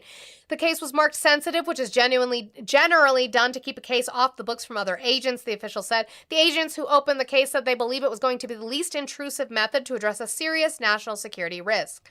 Oxford comma was eventually rolled into special counsel Robert Mueller's larger probe into Mr. Trump, the official said, and was later found not to have any merit when the rest of the Mueller investigation was closed down. So why do we care about it now? I was unaware that the predicate for the obstruction included a claim that Donald Trump was somehow acting on behalf of Vladimir Putin, the official said. The short of it is, almost everything in the FBI's possession at that point had debunked or ruled out that Trump or his campaign was colluding with Russia at the time. Not necessarily because you had Paul Manafort, who was found guilty for not registering as a foreign agent for Russia. But you have access to the things that they declassified. I was going to say disqualified, but declassified. Mr. Trump fired Comey in May of 2017, just months into his first term as president. The White House initially cited Comey's handling of the investigation into Secretary of State Hillary Clinton's emails as the reason for his dismissal, though Mueller's report claimed Mr. Trump was frustrated with Comey for refusing to publicly state that the president was not personally under investigation for potential ties to Russia. Comey's firing ended up as the catalyst that set a larger investigation into Mr. Trump in motion. After Comey's dismissal, then Deputy Attorney General Rod Rosenstein appointed Mueller as a special counsel to investigate claims of Russian interference in the 2016 presidential election and any potential ties to the Trump campaign. Mueller ultimately did not find evidence that the members of the Trump campaign conspired or coordinated with Russia, though he did describe some contacts between the campaign and Russian government-linked individuals. We saw that. So again, your guys' giant claim of Russia, Russia, Russia isn't even what you think it is. It's not even what you think it is.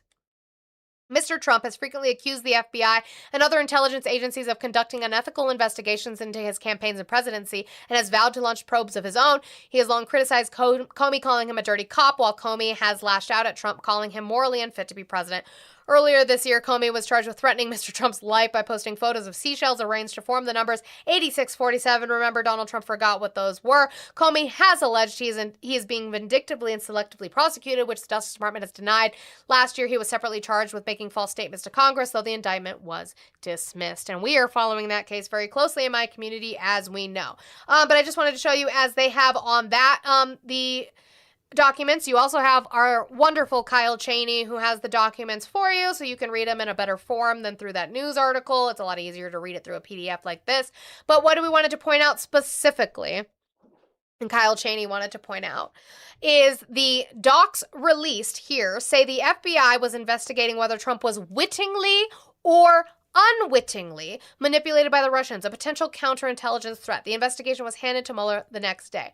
So let's just be honest in saying that the investigation was to look at what was going on in general, to see if something went on at all. This idea that it was some sort of witch hunt, vindictive investigation into Donald Trump is just not true.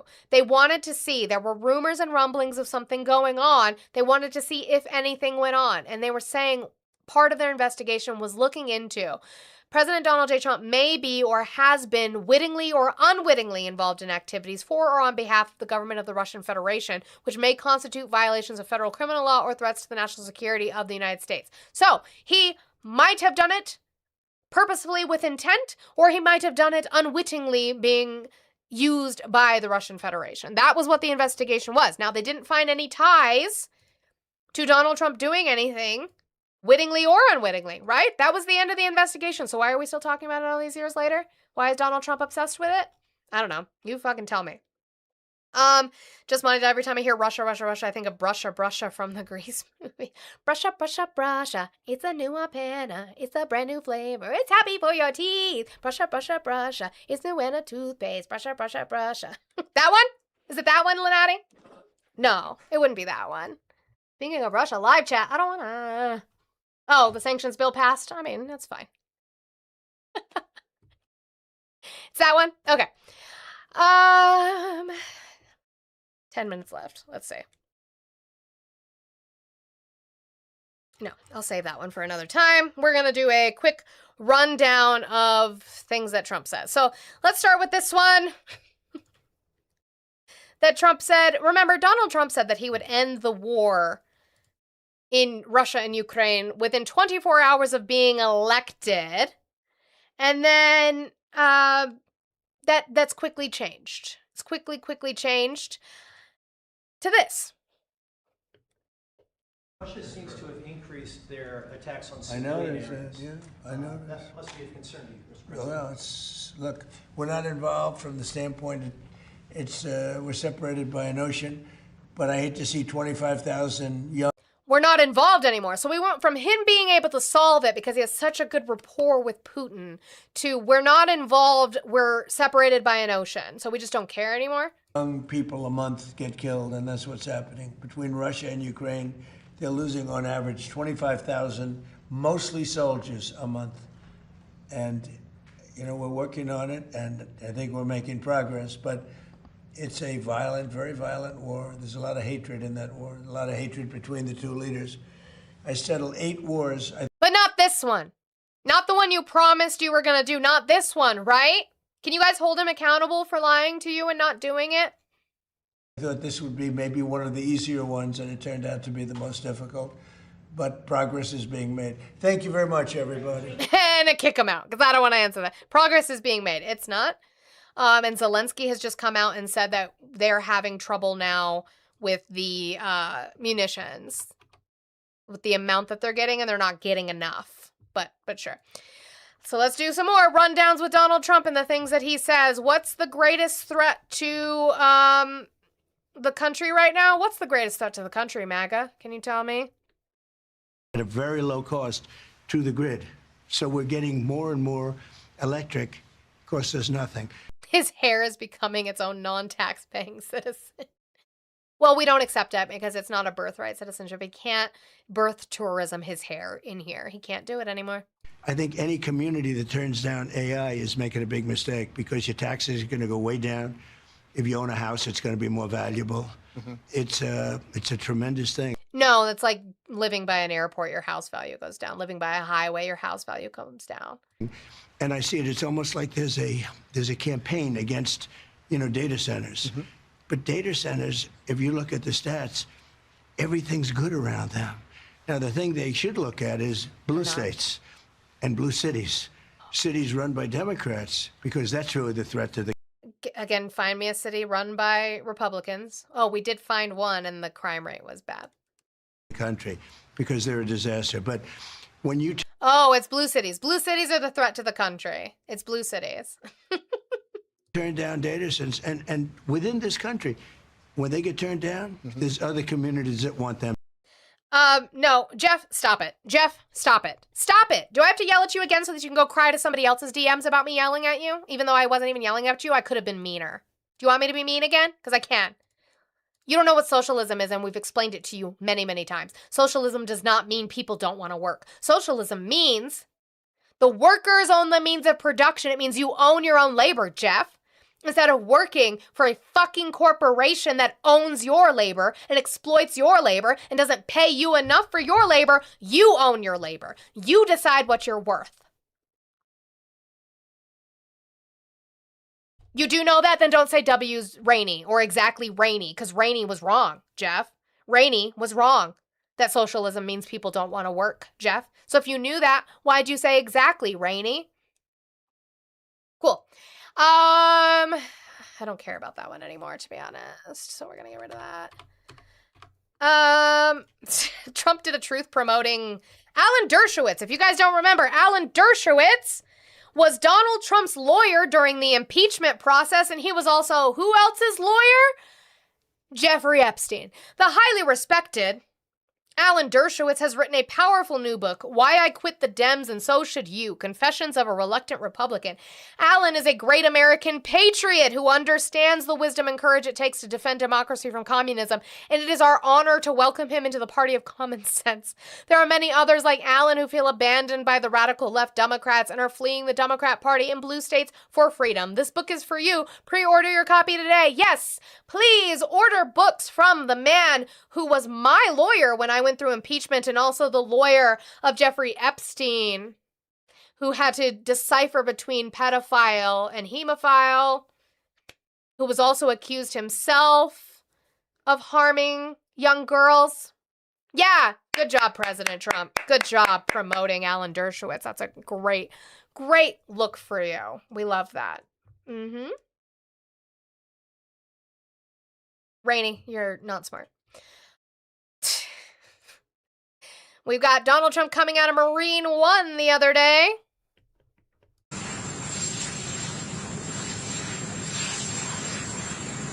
Leah, so Megyn Kelly did this, Alan Dershowitz did this. There are different words, unfortunately. When you use the term pedophile, there are age ranges for that, of what their body looks like in way of their attraction. It's gross. It's really gross. It's really gross. And then there are other terminologies for age ranges. And Megyn Kelly and Alan Dershowitz used that as an excuse to say that Jeffrey Epstein wasn't a pedophile.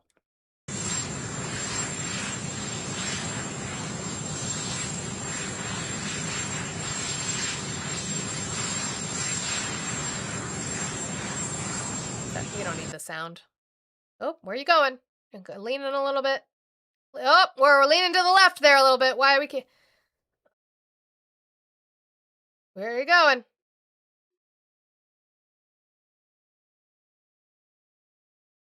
Walking. That's for the wind. You feel breezed. It felt nice. Oh, where are you walking now? All right, jolting again. Where are we going?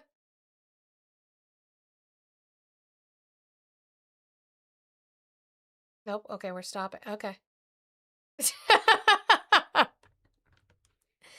And people were showing it specifically because it looks like he has a little bit of a limp with that. This one is not Trump, but let's just show you the amount of racism that exists in the party and how open it is now. Donald Trump went, where was he at? Can't remember where he was now. I can't remember where he was, but they had lost an officer in the line of duty. They had lost. Did Trump salute first? I think so. He was just, his authority. It's not his. But they were praising or trying to praise an officer who had lost their life in the line of duty. Was this Las Vegas? It was so Nevada. But because of his name, you idiots booed. So I know Pastor Tice spoke about Officer Abdel Nabi a few moments ago. No, we're not booing. We're not booing him. It would be funny if it wasn't so fucking racist. Abdel Nabi? Abdul? That sounds like one of them there Arabs. Boo! No, we're not booing him. This is a cop. This was a cop. Oh, we're not booing. We only boo. Oh, okay, but I thought, because the name sounded like, So I know Pastor Tice spoke about Officer Abdel Nabi a few moments ago. No, we're not booing. We're not booing him. He's the officer that passed away here recently. So, and I asked if we had a moment of silence, and he said we had not. So I would like your indulgence for a moment of silence for Officer Austin. Thank you. So then he had to use his first name for Officer Austin because we can't say his last name because these idiots are so fucking racist that they hear a fucking name that sounds anything foreign and they boo. And as Lanati points out, just like we saw, and I covered it for the Michigan race in a congressional district where a man that was endorsed by Trump, but he happened to look black and his last name was Hassan, lost his primary, even though he was endorsed by Trump, to a man by the name of Tom Smith who had dropped out of the race months beforehand. That's how racist y'all are now. It's just out. It's just in the open. It's just out in the open now. And then Lombardo comes on and he defends Donald Trump glazing for billionaires. Well, that's the thing, Leah. I think that's who they thought he said. I think they heard Abd and they thought Abdul El Sayed and they were like, boo! Because it's foreign name. Foreign name bad. Quite often when the press and the media runs him down, they think about, he's taking care of his billionaire friends. But those billionaire friends provide jobs. Do they? Apparently not. Jobs report came out. Ooh, Lombardo, that one's hard. And unless you take care of them, those jobs are absent. Let's just bootlick fucking billionaires while we're at it.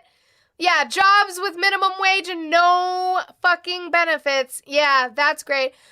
Here's a lovely greatest hit that we get. I love this one, one of my favorites and the greatest hits here.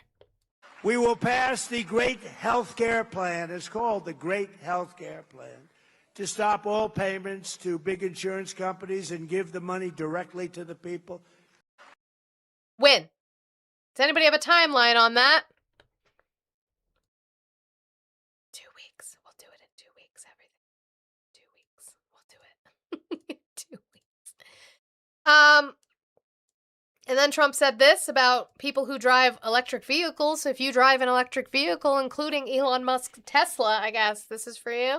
You ever see the signs you're driving along in an electric car? They have a disease, it's a disease. It's called, they get screwed up, they're driving, and they realize their battery's getting low. You ever What? see the signs you're driving along in an electric car? They have a disease, it's a disease. It's called, they get screwed up. It's called what? What's it called? You said it's called something. What's it called? They have a disease, it's a disease. It's called, they get screwed. It's called oh no, they see their batteries getting low, so they have to go to a charging station. Now later in this, I don't have it, but in more of this clip, he says that you have to go way out of your way to charge your battery. Now that is true. Why? Because his administration cut federal funding for subsidies to the states in order to build up the infrastructure of charging stations.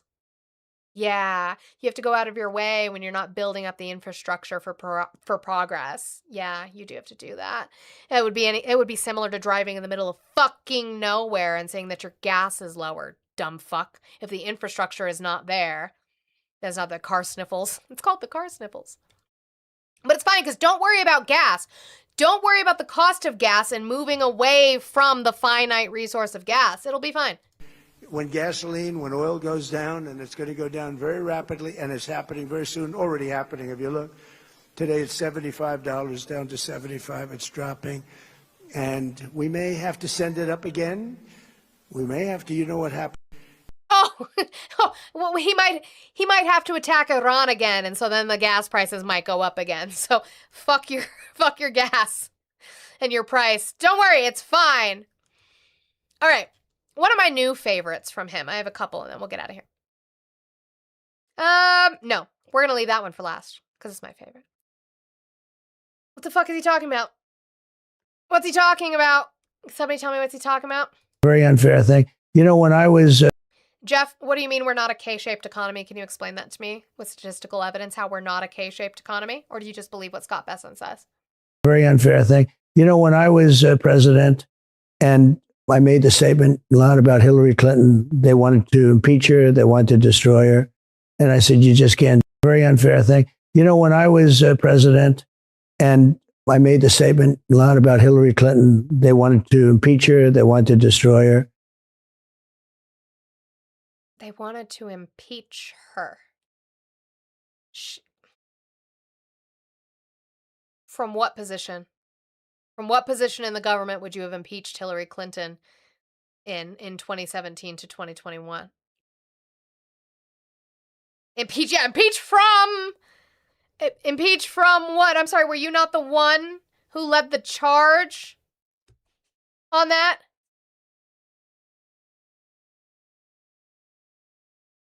Jeff, the middle class is dwindling down into non-existence, and you can thank the cucky billionaires and Republicans for that. You can thank them for that. One of my new favorite phrases that he says is that a lot of people didn't know that dumb has a B in it. And since, he likes to repeat things like bumper stickers for you, because you guys just Russia, Russia, Russia, burr, burr, burr, burr. I know that one. Dumb doesn't have a B in it. Burr, burr. He fucked up his own talking point. You exchange the E with a U, and nobody knows that dumb doesn't have a B. What? What? And nobody knows that dumb doesn't have a B. It does. Dumb does have a B. I'm sorry. Sir, read the cue card, sir. The cue card said nobody knows dumb does have a B in it. It does have a B in it. That you got the line wrong, sir. Democrats. I can't imagine I didn't think about that 10 years ago when I started this whole situation. By the way, not the first person to say that. People, and I said he stole it from you. People on this app have been calling people and us Democrats for a long time. This is not something that he invented, but he doesn't know that dumb has a B in it, apparently. So, or that it doesn't have a B in it when it does. It absolutely does. Okay, fine. Why? I had, both of you sent it, so now I have to play it, right? Both of you sent it, so now I have to play it. Fine. Hi, I'm Chloe. I used to believe that 9/11 was organized by George Soros. You guys trying to get me taken down? Hi, I'm Samantha, and I bought a Pete Evans biocharger to cure coronavirus. Hi, Samantha. Hi, I'm Matt, and I used to believe in trickle-down economics. Sorry, what? Trickle-down economics. I used to... Hang on, let me get this straight. You believe that tax cuts for wealthy people creates greater prosperity for everyone. You fell for that. That letting multinational companies not pay their workers somehow magically creates wealth for poor people. We need poor people to be able to afford dinner, so let's give a billionaire a tax cut. Oh, fuck, that is so funny. It was just a joke, Matt. It so obviously doesn't work. Sorry. I thought there was no judgment in the circle. Probably doing no judgment. You all believe in a network of tunnels under Melbourne for child trafficking. That's crazier than my thing. She thinks that Avril Lavigne has a clone called Melissa. I mean, how's my thing worse than hers? She fucking blew up a Starbucks, dudes. She blew up a Starbucks. Okay. Who's next? Hi, my name's Tom, and I used to believe that Oprah Winfrey ate babies. Oh my God. Jesus. Unbelievable.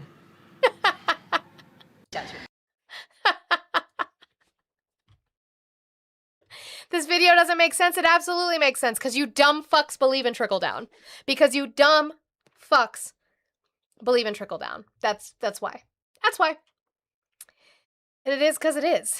It is because that's the way it is. Thank you guys so much. I appreciate you for getting me to 354,000 likes. I only asked you for 300 today. We did not get our 400,000 streak across Friday, but that is totally fine. I appreciate it at least that we can get 100,000 an hour and obviously more than that because we got to 354,000. So thank you guys so much for that. Thank you, Purple Kitty, for the hand hearts. We did not complete the gift gallery though, and that's disappointing. I know it's the Flying Jets, so it's expensive. I totally get it. That shit sucks. But thank you guys. I will be on at some point this weekend to do audio testing to get the phone calls working so people can hear panelists and vice versa. But I don't know when. So that'll just be a surprise when it happens. That's just gonna be a surprise when it happens. Thank you, Purple Kitty. Bring in the dancing lobsters. But I appreciate you guys. TikTok, let's find somebody to raid. Twitch and YouTube, I'm gonna send you to RTP because it's what I do. Because I just like to piss you off even more. It just makes me very, very happy. Oh, is he not live? What happened? Oh, did he have to leave? He might have had to leave. Matt is on YouTube. We'll send you there. Okay.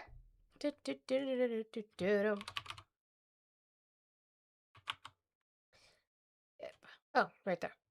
So I'm gonna send you guys to Matt.